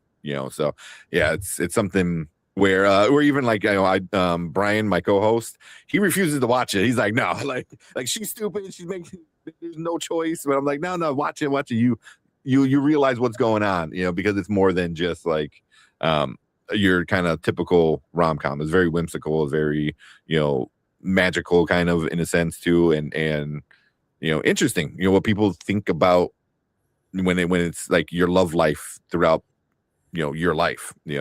So yeah, that was definitely one that got me that I wasn't expecting. For me, in a good way, I was not expecting a lot from Predator to Badlands, and then coming out of it, I was like that. It instilled my faith back in the Predator franchise, and I'm glad that I saw it. It was actually the last movie I've seen and got to see in 3D. And it was, I'm glad that I saw it. It almost made the top 5, but it's like, the plot's pretty predictable. But for action, I wasn't expecting that and came out happy about it. Cool. Yeah. So before we get into our bottom 5, one last question. We'll go. We can add one honorable mention, but it's got to be a movie that no one else has mentioned yet. So just. Honorable mention. One extra movie that either just missed your list or you're a bit disappointed that no one put it in, or it's a movie that you wish other people were talking about. So I'll go first. I'm going to pick Good Fortune. So I had that in my top 5 and decided to shuffle it. On Letterboxd, it's sitting at 3. I didn't know much about this movie. I went to the movies. It was the only thing on that was in a time slot I could go see. And I saw it, and geez, I laughed at it so much. I thought Keanu Reeves was so good in this movie, and I watched it 3 times now. So Good Fortune is an honorable mention that no one has had on their list so far, and I thought deserves some love. I just recently watched that, and that feels like a good old school Judd Apatow movie. Yeah, even though it's not by him. It feels like he would have made this movie more recently if he was still writing good movies. But yeah, I like it. Yeah, it was this says a lot for. It actually makes you laugh. Yeah, because it was Aziz Ansari, I believe, wrote it, right? And directed. Yeah, he directed, and I don't know if you'd say he starred. It was like kind of evenly spread out. Between Seth Rogen and what's his name? I just said Aziz Ansari and Keanu Reeves. Fairly evenly spread out. Yeah. What about you, Tank? So I might be alone on this one, but for me, for many reasons, Elio it's in my top 10. No one brought it up. I loved it. I sat and watched it. It was just me and my wife, and we watched it. And we instantly loved it. Just everything about it was great. Like Glordon, which is like the alien best friend of his, is like my wife's favorite character of the year. He's because he's so adorable, he's so cute, and then he just looks like this vicious murderous worm, but he's such a nice character. And then my son, showed it to my son. It's his first movie we've ever taken him to the theater to go see.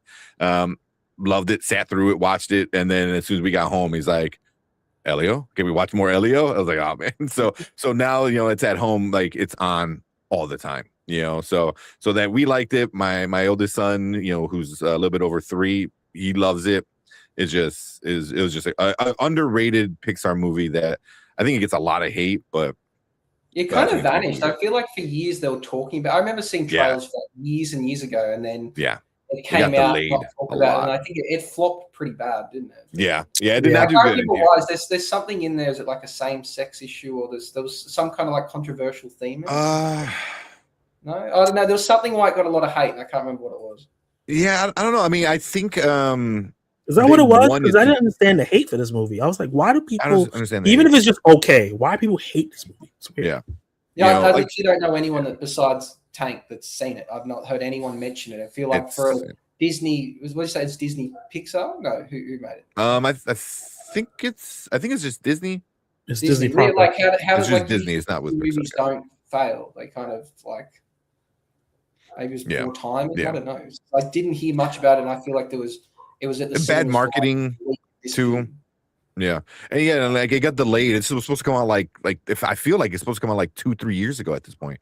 It just kept getting delayed. Even the directors, there's like 3 directors on this movie. And at least the 2 of them I know. The other stuff they've done, like Turning Red and I forgot what the other one was.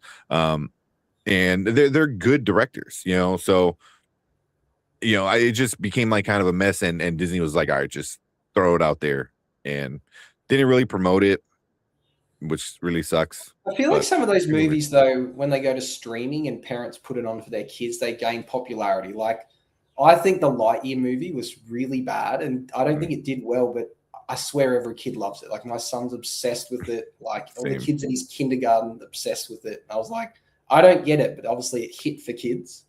Yeah. And yeah, so like it's one of those movies, I guess, when it's once their kids latch onto it and they put it on repeat, it like grows. And I feel like, yeah, Elio might get that kind of second win through streaming because of that. Yeah. I hope so.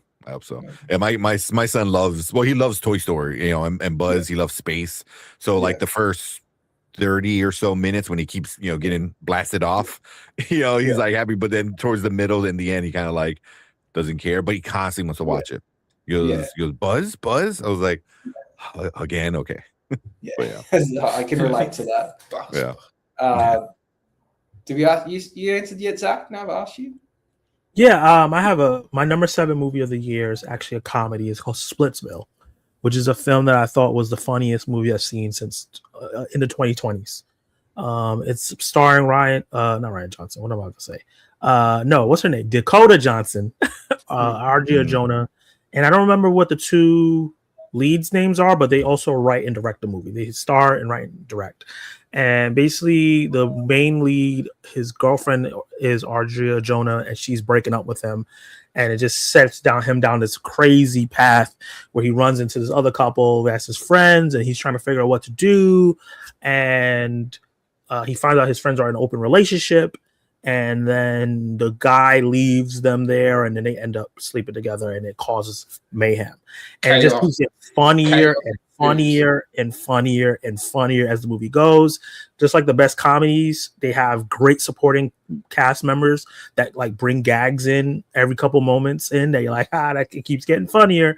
And there's like slapstick comedy, body comedy. There's gags, like sight gags in the film. There's a scene in there where I remember watching in the theater with everybody, and it like pans into a room and it's like showing a principal, but there's like 3 pictures behind them, and it clicked for me immediately, and I started laughing, and it was so funny seeing people realize what the 3 pictures were and what was about to happen in the scene, and everybody just started laughing slowly together as they were getting it.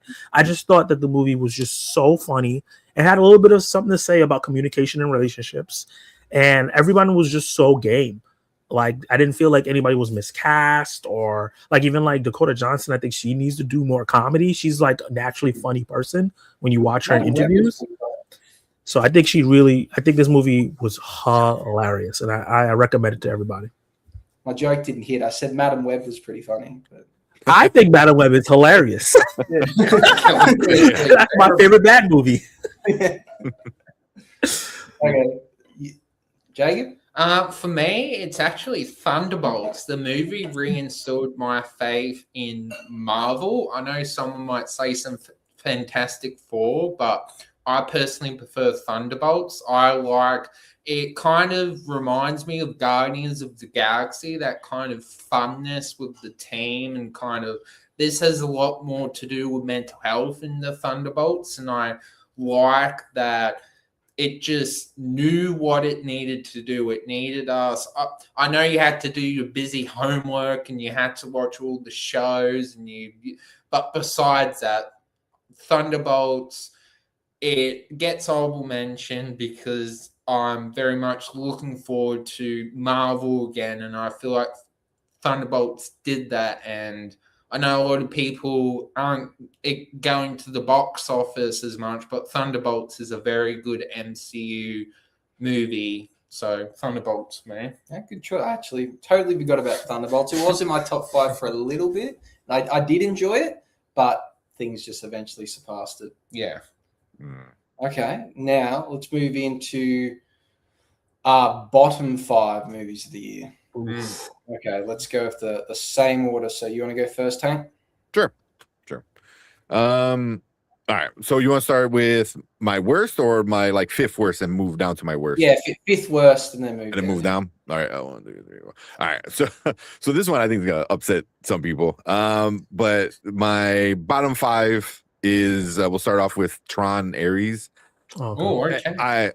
I'm a huge Tron fan. It holds a lot of nostalgia with me, with me and my grandfather, me and my uncle.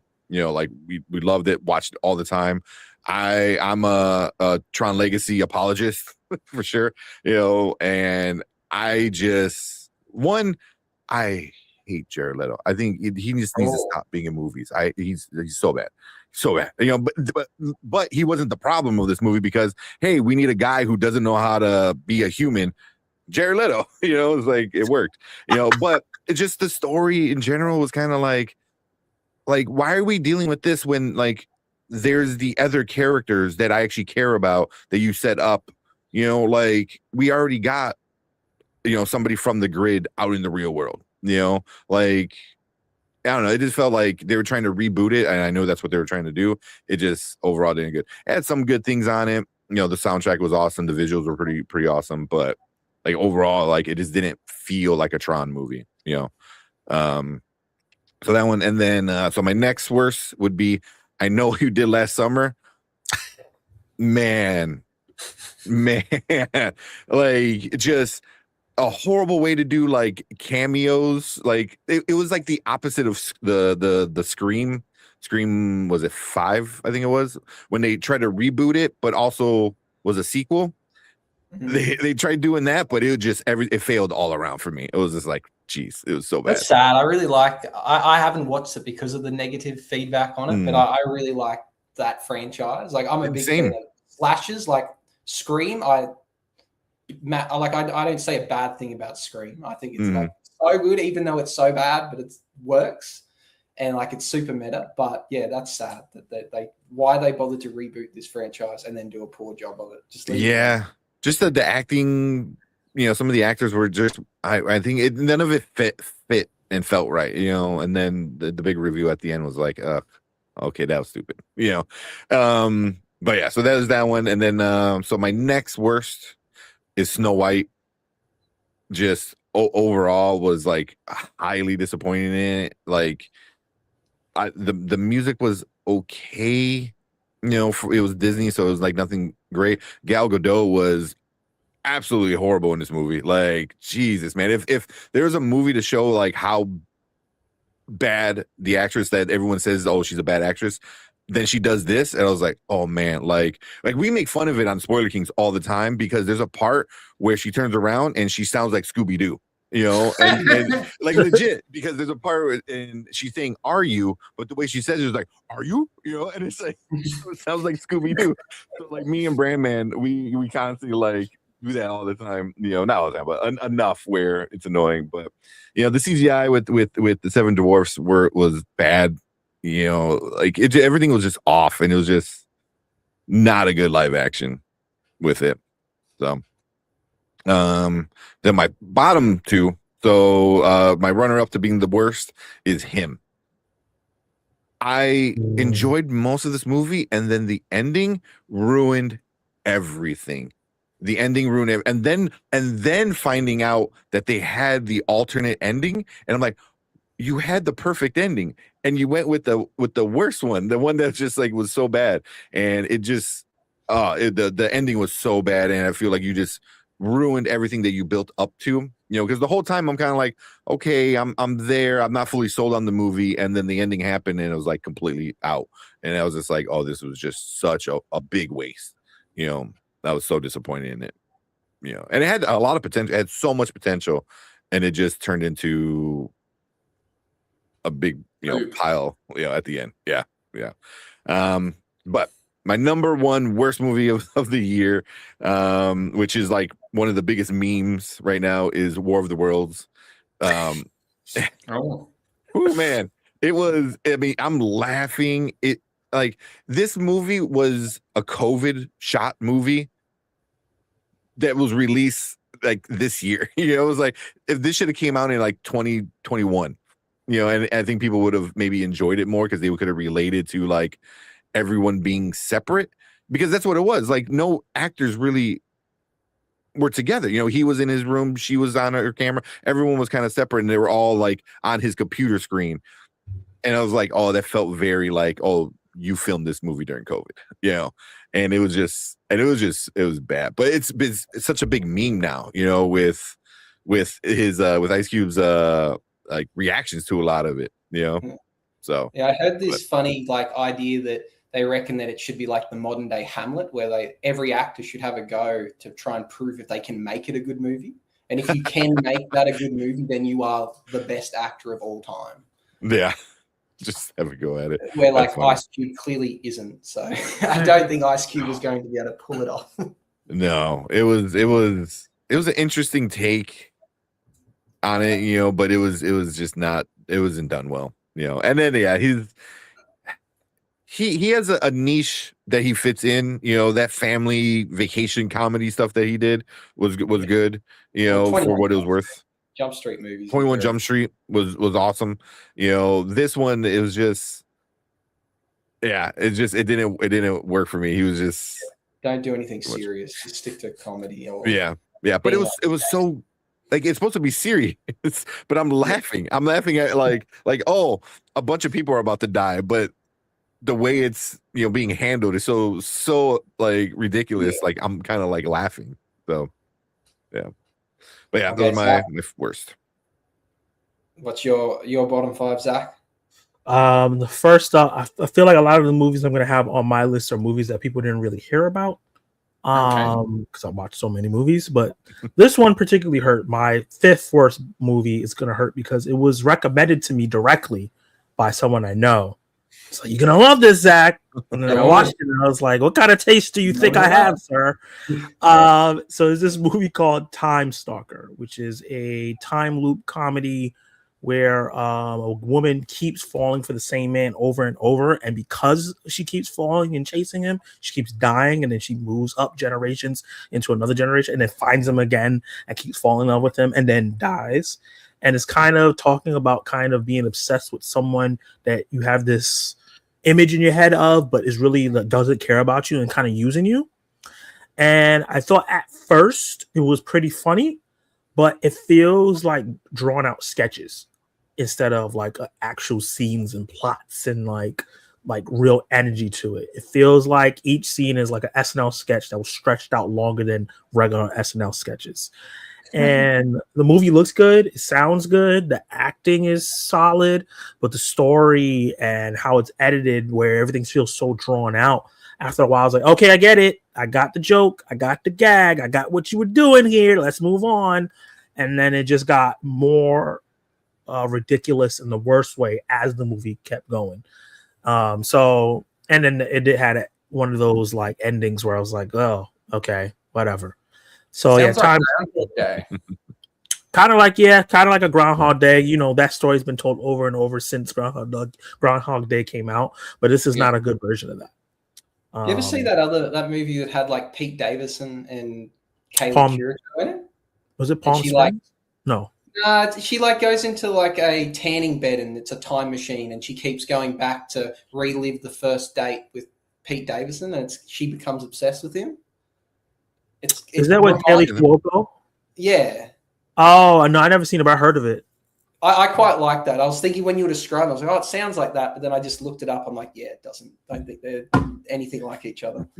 Yeah, very, very. It's probably similar concept a little bit, but very different. Does she die the same way, or does she die different? No, she dies in many different gruesome ways. Mostly getting her head cut off, but in different ways. Like the practical effects were cool. Like there's a lot. It's well made for the most part.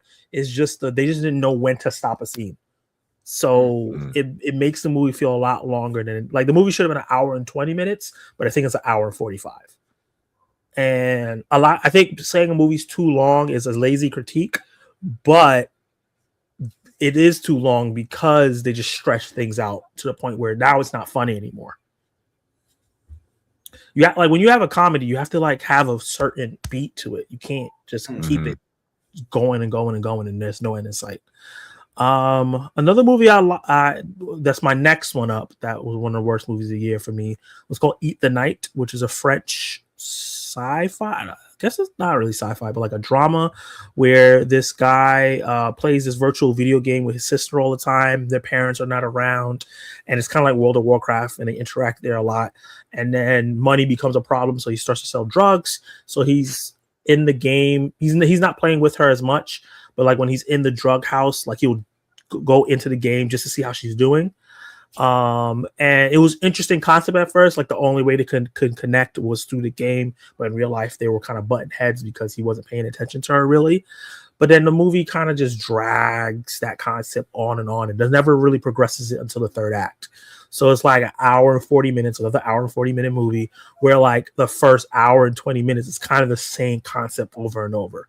He plays the game, they interact with each other, he leaves the game, she's sad, he goes sell drugs, he gets himself deeper and deeper in trouble with the drug game, and then goes back to hide, and then plays the game, and then kept loop, where it didn't get more interesting. So I kind of got bored nearly halfway through, and then the ending kind of felt rushed, where it kind of became this action thing, and I was like, where did this come from? So Eat the Night was a film that I was sent a screener for it to review it. I watched it, and I was like, you know what? I don't want to bash this guy's film, so I didn't actually review it on YouTube. Just did it on Letterboxd. Another movie I would say do not watch is called Honey Don't watch this. This is a movie starring, has an all-star cast: Chris Evans, Margaret Qualley. It's the other Safdie brother directing this one. He's the one that's doing, Josh is doing, I think what, Marty Supreme, and then, or no, sorry, wrong brothers, Coen brothers. I think this is Ethan Coen, and this is him by himself. And this is his second movie by himself where I'm like, all right, maybe you need to pair back up with your brother, because these scripts that you're doing that are written by your wife are no good.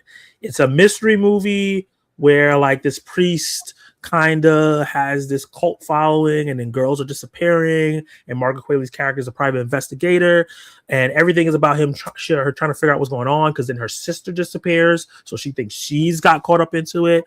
And then they kind of just forget the plot of the movie almost like halfway through, and it becomes something else, and then the something else is not that interesting because the half the movie was about something else, so it's not fully developed. So I thought this movie was an absolute mess. Everybody felt like they were acting in a different movie. Margaret Qualley felt like she was in like a old school neo-noir film, while Charlie Day sounded like he was in a slapstick comedy. And then Aubrey Plaza was giving her worst performance that I've ever seen her give. Wow. In her career. It was bad. And she's like really important to the plot in the third act. So it was just really, really bad. Yeah, I don't know what was going on with this film. It was not good at all. Honey, don't watch it. Yeah, chaotic. The number two, like my second runner up to being worse, is a Natalie, not Natalie. What's her name again? Something Kidman. What's her first name? Nicole Kidman. Nicole. Thank you. Wrong end. Nicole Kidman mystery film called Holland. And it's basically she's like a bored wife that only doesn't have a job and everything like that. She takes care of the house, and her husband's away a lot because of work, and she starts snooping around trying to see if he's cheating. And like there's a lot of aspects of that could be really cool, and the movie started off in a way where I thought it was gonna be fun, but it gets really mundane and boring halfway through. And then she starts like cheating on him with a coworker. So I was like, why are you even worried about him cheating if you're cheating? And then there's like some racism in the movie that happens for like 20 minutes and then dropped and never brought up again. I was like, what is happening? And then there's a twist in the third act that I was like, well, if you did this a little earlier, this movie would have been interesting, but now you're doing it when we're getting ready to wrap up, and then they don't really follow through well on the interesting twist. So it's just a really big mess that looks good. Natalie, I'm about to call her Natalie again. Nicole Kidman is doing a great job acting, but the way the film is structured is just it's boring for most of it. Does the twist feel like it's in there for sake of making the movie seem better than what it actually is? No, because the twist is what I thought was happening when the movie started, but then it kept like not going there. So I was like, okay, no, this is something else. maybe you know what? Nobody's gonna watch this movie. So it ends up that the husband was a serial killer. Oh, and okay. she finds that out. But the way the movie did it was like, oh no, he's not it was either, it felt like the movie was going like, oh no, nothing is wrong. She's just she's too bored and she needs to like mind her business because she goes to his job and starts snooping and she's not finding nothing. So if it was one of those things where I was like, okay, it's one of those things where the person doesn't trust the other person, but it's really their problem because they're cheating. But it turns out, no, he's a serial killer. But then like that happens in the last 15 minutes of the movie, and then they like do a time jump. It's not good. And she does a better job than the police of catching him. I hope so. My number one worst movie of the year is Tank's number one is World of Worlds. This movie, I went into it expecting to have like a Madam Web situation where I was like laughing at the movie the whole time, and there are moments that I laughed throughout this movie because Ice Cube didn't know what the hell was going on in this film. He was acting to nothing. What? You're the one? I was like, I could have did that. See, I just did it just now. Oscar winning performance. But yeah, it's just not good. I came in, I was like, I'm not laughing as much as I thought I was because people were talking about how funny in a bad way it was, but like a lot of this is boring. I was like, this is just not good. The concept of being locked in a room and the aliens happening is interesting, but when it's done this way, where like we're having meetings, it reminded me of like House of Dynamite, but worse, because that movie pissed me off too. Where people they're doing these meetings and they got Clark Gregg in here doing nothing and a bunch of other actors I know doing nothing and talking about what they're supposed to be doing, and it just was dragging on, and we never got to see like the action happen with the aliens like on the ground. It should have been a situation like Cloverfield where like everything was cam or whatever, and that was interesting because you're still seeing it. Where at least maybe the daughter was like talking to the her father and getting chased by it, but you're seeing it happen, like something like that. It just felt like a really cheap remake because they like, okay, it's gonna be cheap to do this because all we have to do is film everybody and then do CGI aliens that don't even look that great. So yeah, World of Worlds was one thing with it. I always forget because Brandman brings it up a lot on our channel. He goes, the hero of the movie is an Amazon drone. Like Amazon is the hero of the movie. Like it's an Amazon movie. You know. Oh my god, it was so shameless. The plug was 100%. So shameless. Oh my god. Like I'm an Amazon delivery. I could do this. And it was like explaining the drones. This is a Prime Video drone or whatever. I was like, what? It was almost as bad as the Pepsi stuff in Madam Web. Yeah. Self-marketing. Mm-hmm. Okay. Yeah. I'm gonna go next. I'm mindful of the fact it's quite late where you guys are. I'm trying to get through this, so I'll rush through mine. These I haven't seen as many movies as probably you guys this year. I know I haven't seen anywhere near as many as you, Zach. So my bottom five probably aren't that bad, but they are the worst movies I've seen because I haven't bothered to see anything that I don't think's worth seeing. Mm-hmm. So my fifth worst movie is Minecraft. That's fair. So, yeah. just thought it was rubbish. I just don't understand the whole thing. But now seeing with like young people, their obsession with like 6, 7, I can see why they think Chicken Jackson's funny. It just means nothing. It's just mindless garbage. So my fourth worst movie is The Luckiest Man, which has Paul Walter Hauser. So a true story about a guy that basically worked out a way, the algorithm they used in this game show, and he ended up winning a whole lot of money. And I just thought it was going to be really good. The premise sounded great, and it was done just very, very poorly. My third worst film was Your Quarterly Invited, which had Will Ferrell and Reese Witherspoon in it. I think it's an Amazon film about like their daughters getting their weddings on the same day at the same venue. Yep. It just wasn't funny. My second worst movie was Summer of '69, which I thought would be funny. I liked it. I'm a massive fan of SNL. I think Chloe Fineman's a really good actress in SNL, but seeing her delve into like mainstream movies. I don't know if they've found the right cast for it or like casting. So I thought that was a disappointment. And worse, which you mentioned before, was Friendship, mainly because my bar was so high for that film and it just didn't quite get it there. So that is my bottom 5. Very good list. How about you, Jacob? What were the 5 worst movies you've seen? Okay, so being depressing, so my number 5 is Flight Risk. I was hoping from the trailer this was going to be a good movie, and it is definitely not. This is such, I don't know what Mel Gibson was smoking or what he was thinking in this movie. Like, this is no Hacksaw Ridge. The moment, like the female FBI character or sheriff character, she got beaten up, and then the detail when she landed, the mark on her bruise was completely gone. It's like they reshot that scene on a completely different day. So that broke me out of the movie.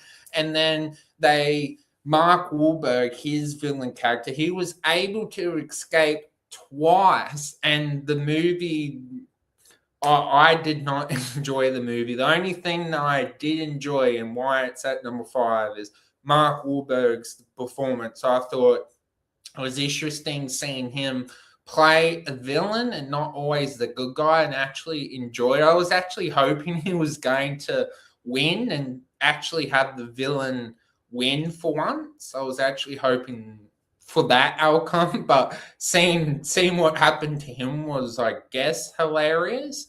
Coming in at number 4 is Minecraft as well. I was basically, the plot of the movie is Jumanji and basically in a video game. I think the movie would have been so much better if it was animation, and it would have, like, maybe you could have done it like it was live action at the start with Steve, and then he got, I don't know, you could have made it so much better, but I just found the movie lackluster. Like the moment when it was Shore Jockey, I felt like that was meant to mean something, like when Captain America said Avengers Assemble. Like there was no build up for that moment. It's like, why should I care for this stupid, pathetic thing? So I personally didn't like Minecraft. And Jason Momoa felt so not. I would have thought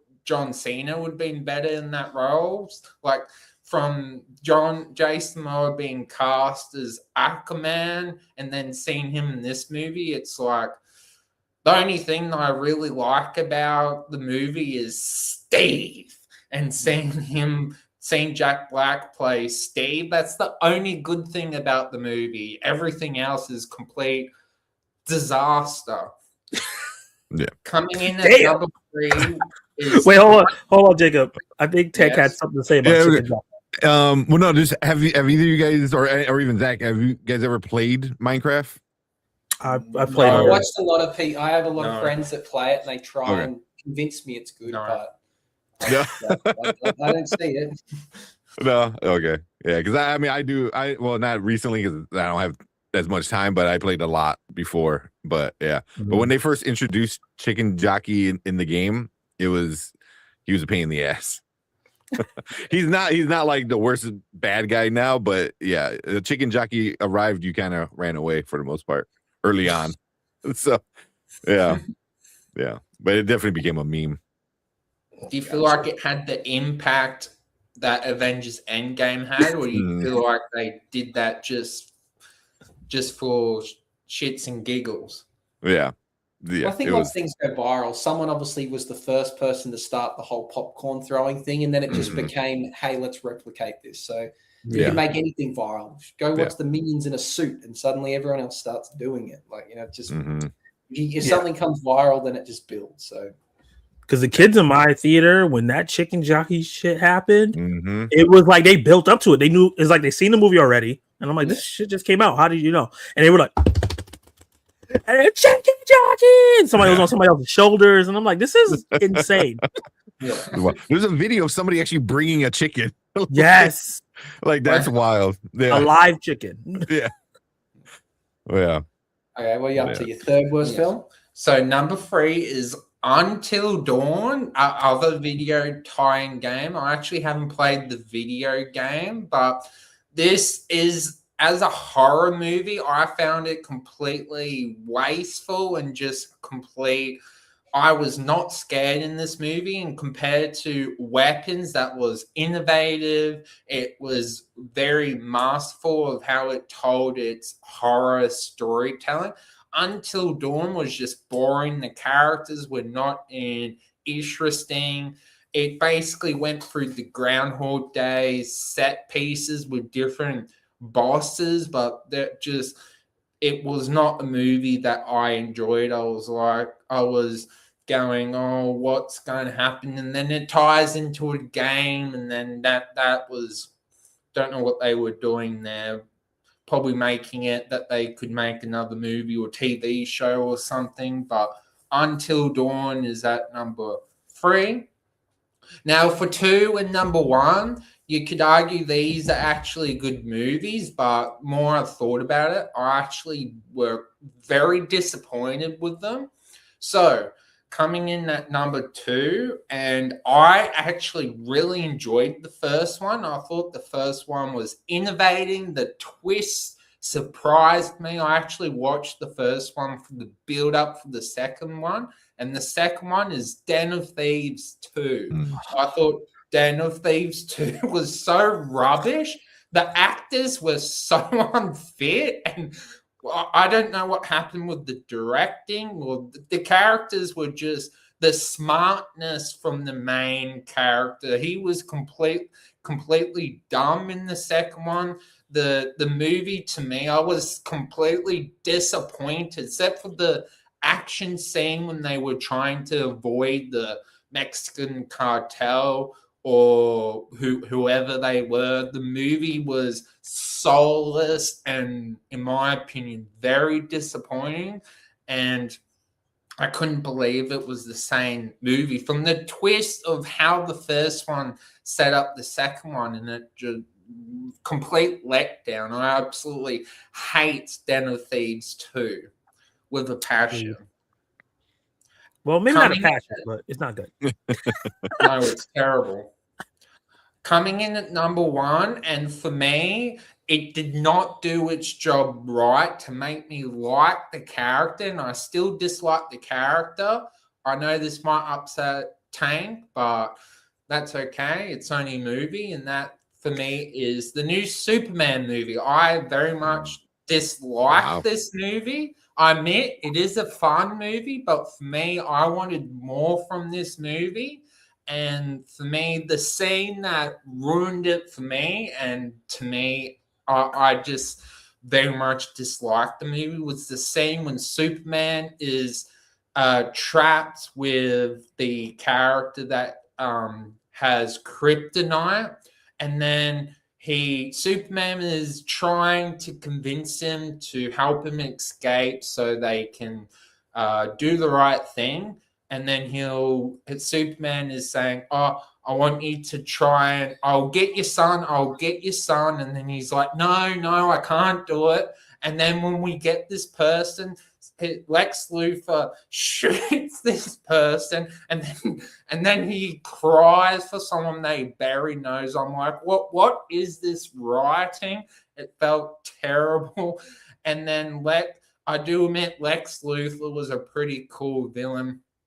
Like, you could tell this feels too much like Guardians of the Galaxy. It doesn't focus much on Superman. I actually prefer the Man of Steel version of Superman. I guess I'm much more of a dark thinker. I just found Superman too whimsical and just, I don't know, focus too much on the side characters. It's very much like Guardians of the Galaxy. And then it introduced Supergirl in such a laxy-dax way with the trailer. I'm definitely not looking forward to Supergirl. And unfortunately, James Gunn didn't do anything as impactful as Iron Man did with making us know this has impact to do with the MCU and Iron Man set up for the grand universe. With Superman, it had no moment like that. So for me, Superman is the worst movie because it didn't do its number one job to actually get me to like the character. So yeah. Okay. Strongly disagree. I think we all have varying opinions on Superman, which is interesting. Like, it was in Tank's top 5. It's like in the middle of the pack of my movies. I had like issues with the film, but I still had fun with it. It's all at the bottom of yours, which that still surprised me. And obviously, I know you like it more than he does. So that's very funny. That is like so all over the place. Yeah, I thought for me, when I went, the movie was so busy and people were enjoying themselves and like leaving, talking about it. So that I don't know. I got the general consensus it was pretty liked. But it is a different direction for Superman, a little bit less serious, but I quite liked it. Okay, next format, we'll rush through this. We'll go the shows. As we know, shows isn't everyone's thing here. So if you can do a top 5 or a top 3, see how you go, and maybe like worst and most disappointing. So if I go my top 5 shows, so I'll kick it off. I got The Bear at number 5. The Stick, which is the Apple TV show about golf. Again, golf fan. I think it could have been way better, but it was still good enough. I'm looking forward to the next season. The Last of Us season 2, not as good as the first season, but still pretty happy with it. This is where it gets a bit, unfair because they've got so many seasons. At number 2, I've got South Park. Ultimately, they brought out 2 seasons this year, 26 and 27. So it's a bit unfair that I've got so much content to build up to it, but they were, again, good as always. And then number 1, season 17 of It's Always Sunny in Philadelphia. Almost unfair again. There's been so many seasons. And even if it was bad, I would probably still like it. But it was my favorite show of the year. Worst, I'm going to go The Righteous Gemstone, the final season. I thought it was really poor compared to the other 3 seasons of The Righteous Gemstones. And then most disappointing, I had it before. Peacemaker? Smoke on Apple TV. I thought Smoke could have been really, really good, and now I wouldn't recommend it to my worst enemy. So I think Smoke had lots of potential. So that is my most disappointing. Who would like to go next? I'll go next. Yeah. I didn't watch that many shows. So I don't have worst or most disappointing, luckily for me, I guess. I guess I could say most surprising, and I'll get into that. But honorable mention, My Hero Academia final season. That'll be my honorable mention. I love the show, and I think that they ended it on a high note. I haven't watched the last episode yet. That came out, I think, yesterday. I'm going to watch that soon, maybe like after the stream. But everything this whole season was just amazing for me. Next up would be Paradise. That came on Hulu. A really, really interesting show. Sterling K. Brown's fantastic in it.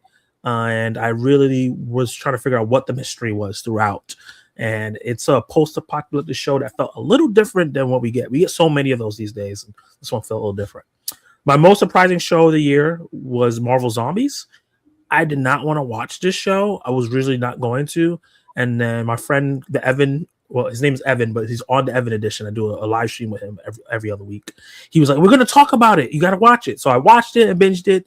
I loved it. And then we didn't end up talking about it in live stream. So I still got to punch him for that. So Marvel Zombies was so good. It like captured a lot of things that I like about the MCU by tying things that we know from the past stuff while bringing in new concepts for it. And each episode was just really interesting. And we got some really cool versions of characters like Zombie Captain Marvel and Infinity Hulk and all this crazy stuff. And the ending was impactful because like the heroes kind of didn't win. So that was cool. Next up would be Murderbot, which I think is the most underrated show of 2025 on Apple TV. This was just an easy, fun watch to watch every week with not Stella. Which one? What Skarsgård is this? It's not Bill. It's not. I think it was Alexander. Alexander Skarsgård. There's so many Skarsgårds. All 3 of them have been killing it this year. I'm about to talk about his brother soon. Murderbot was just really fun. I like the juxtaposition of how lighthearted and fun it was sometimes, and then it got like dark and violent other times, and it never felt like I was like whiplash. It just made sense with the tone, and it was just really funny. The supporting characters I really liked, and I like the concept of like, if you were created and brought to life and you have your own thoughts, are you a being that's worth to be respected, even if you're a robot? So I thought that was really cool. And it got renewed season 2. Yeah, they got renewed for season 2. Thank God, because I heard that this was only like part of the first book or something like that. And then next up is his brother, and I didn't get to watch the last episode because that aired like when we learned live streaming. Is It Welcome to Derry? Such a good show, really simple again, but the way they execute everything, the way they foreshadow everything is so fun. And at first I was like, okay, this is really good. Feels kind of like a darker, more violent Stranger Things. But then once it shows up in these last couple episodes, the show just took leaps and bounds. Bill Skarsgård is fantastic as this character.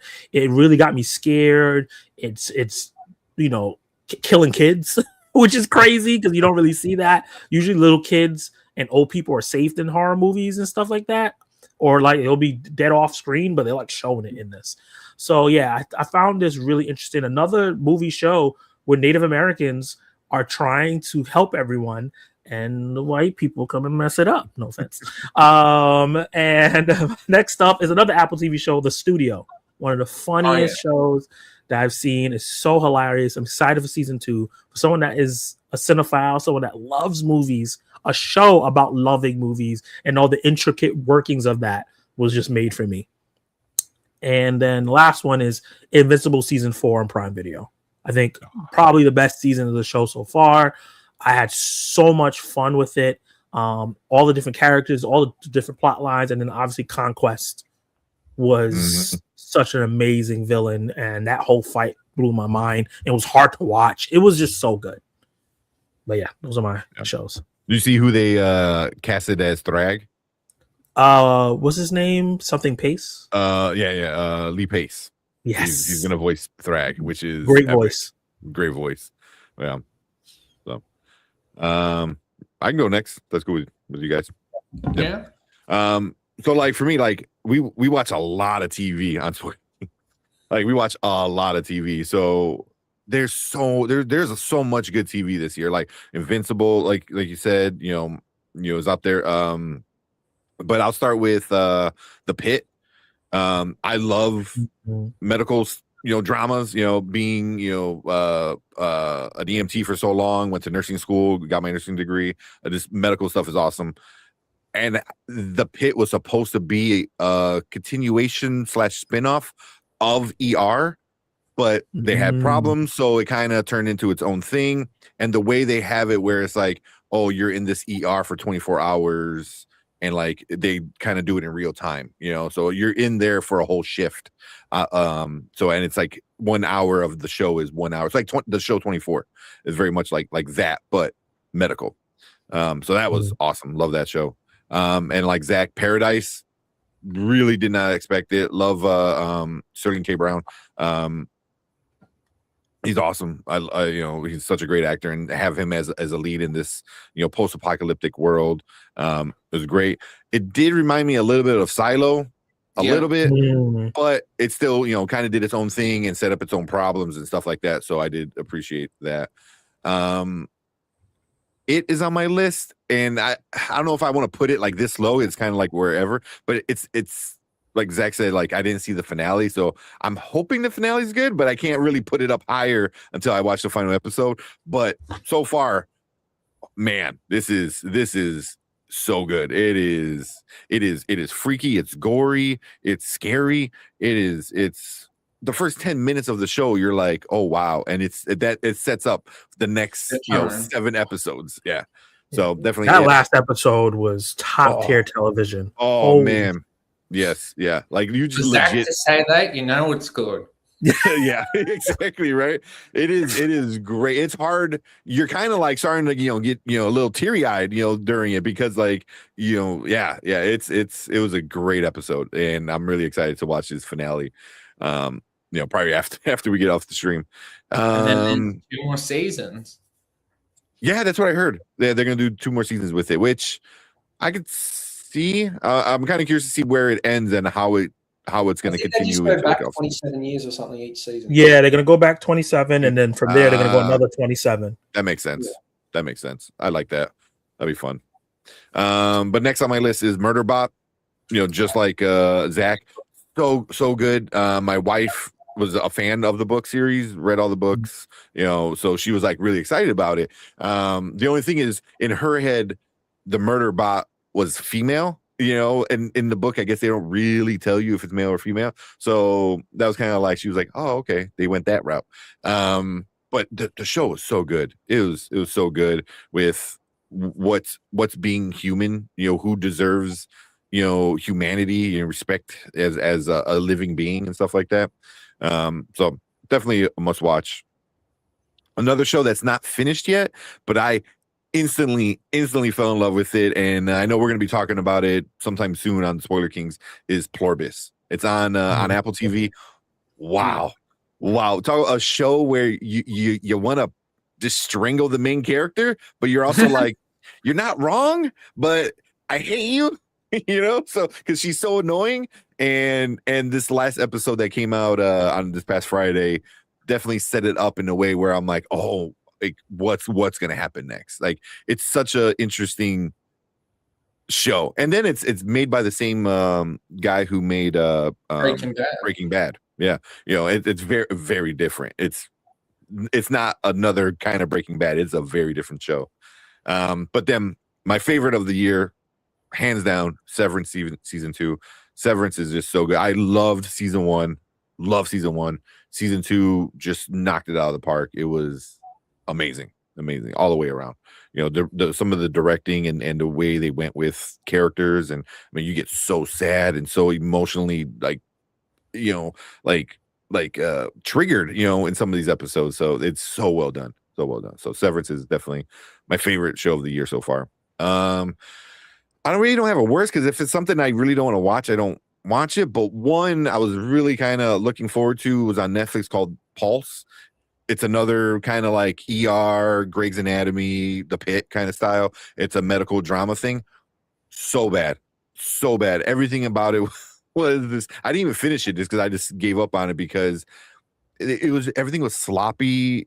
They were dealing with like a medical crisis, or kind of a crisis. There was a hurricane that happened in Miami, so they were all dealing with that. But meanwhile, there's like sexual harassment kind of thing going on in the background, that they're forced to still work together, which is like, and then just the way they introduce characters, the way they introduce storylines, and I'm like 3 episodes in, and I'm like, wait, who's that? Wait, where? And it's so jarring the way they did it, and it was just kind of disappointing for me. But yeah, man, like I said, I really don't watch shows I don't expect to like. Unless somebody tells me like, hey, check it out, and then I'll watch it. But Pulse was one I was really disappointed in. But yeah, that's about it for my list. What about you, Jackie? Let's finish it off. What's your top 5? Top 5 shows. Top 5 shows. So coming in at number 5 is The Pit as well. I love the realism and the feel that these people are real people, going through how the show shows how medical professionals go through the day-to-day. And the cool thing about this show is that 15 episodes cover the first day of the shift.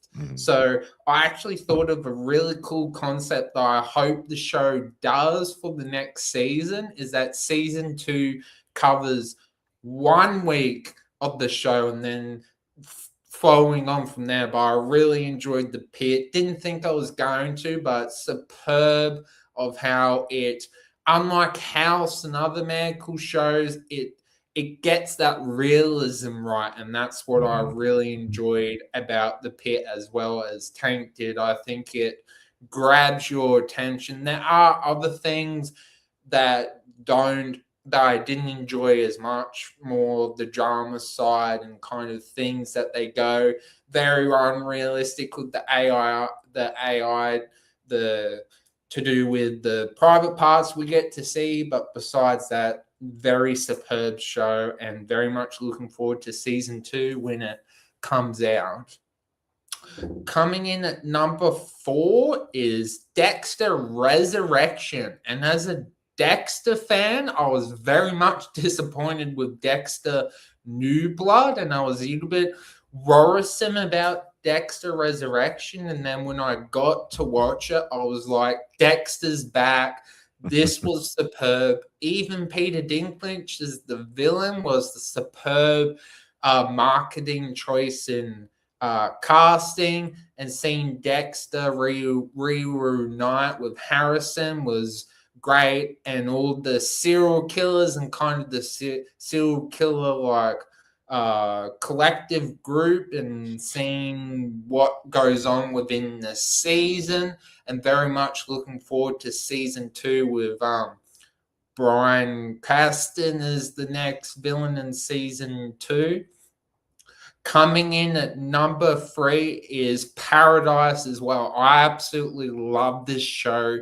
The mystery and working out what is going on, and it has that Silo vibes, and also 24 and working out, going back in time and forward in time, and definitely very much looking forward to season 4 and hope it continues to do well with the future seasons.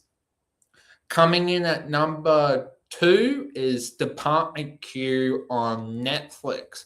For me, the first episode was the twist with the first episode is where it hooked me from the 2 perspectives with this police officer that went through the shooting, and then the bullet actually went through the rookie police officer and then his department and then in him. So he only gets like a brain tumor, but he basically is kind of like the House archetype where he's a good, great detective, but he's kind of an ass to deal with. But it's a great show from now. The ending hooks you in, and I didn't see that hook. But the show is great, and also got renewed for season 2, and very much looking forward to see where it goes, because it is based on cold cases, and very much looking forward to where the show goes. Coming in at number 1 place, I'm very much a big Star Wars fan, and I'm very happy with Star Wars Andor season 2. I was very happy with how it ended. It very much leads into Rogue One. The start isn't as strong as season 1, and I do think season 2 overall isn't as good as season 1, but overall it's filmed well. It has actually the big scale of Game of Thrones. It's an epic show. I actually like it more because it doesn't feel like Star Wars. It actually feels more like just an epic show, and I feel like you don't have to be a Star Wars fan to watch it, and that's what I like about it more. You can just go, this has great acting, it has great cinematography, it has just a great production, and you can think it's Gil, whoever's behind it has a great vision to it, and I think he needs to be in more Star Wars Disney Plus projects. Very much indeed. Okay. And what is the worst thing you've seen this year? Well, I actually have a top 5 list, but I will just mention my number 1 worst show. And for me, that's also a Disney Plus show, and for me, that's Ironheart. For me, what I think is wrong with Ironheart is that it has a problem with the character admitting that she does the wrong thing, and the writers keep coming up with excuses that she does the wrong thing. And I just found the only reason I actually watched it was so I could talk about it on this live stream. If it wasn't for that, I wouldn't have worried about watching it. And the writing is to the point where it never comes to make you like the character. It's basically a story about a villain villain arc, and I guess it would have been interesting watching that if they done it in a satisfying way, but they don't, because they talk about how smart she is, but she's actually not that smart. She keeps coming up with mistake. I guess it's that saying you can be book smart but not people smart, but I just didn't like Ironheart. They also bring in a other character, but mainly felt like a comedy gig than actually serious. And Ironheart's just a waste of time and very disappointing. I was about to say, you told me that you only watched it so it could be worst on your list. I kind of felt like you're pre-planned that it was going to be a bad show. It is. Okay, you want to wrap us up, Jacob? Okay. Well, thank you for watching the live stream. Hope you enjoyed the video. Thank you very much for Zach and Tate for joining. And yeah, Merry Christmas, everyone, and have a merry 2025, and see you in 2026. See you later, everyone. Bye. Happy holidays. Bye-bye.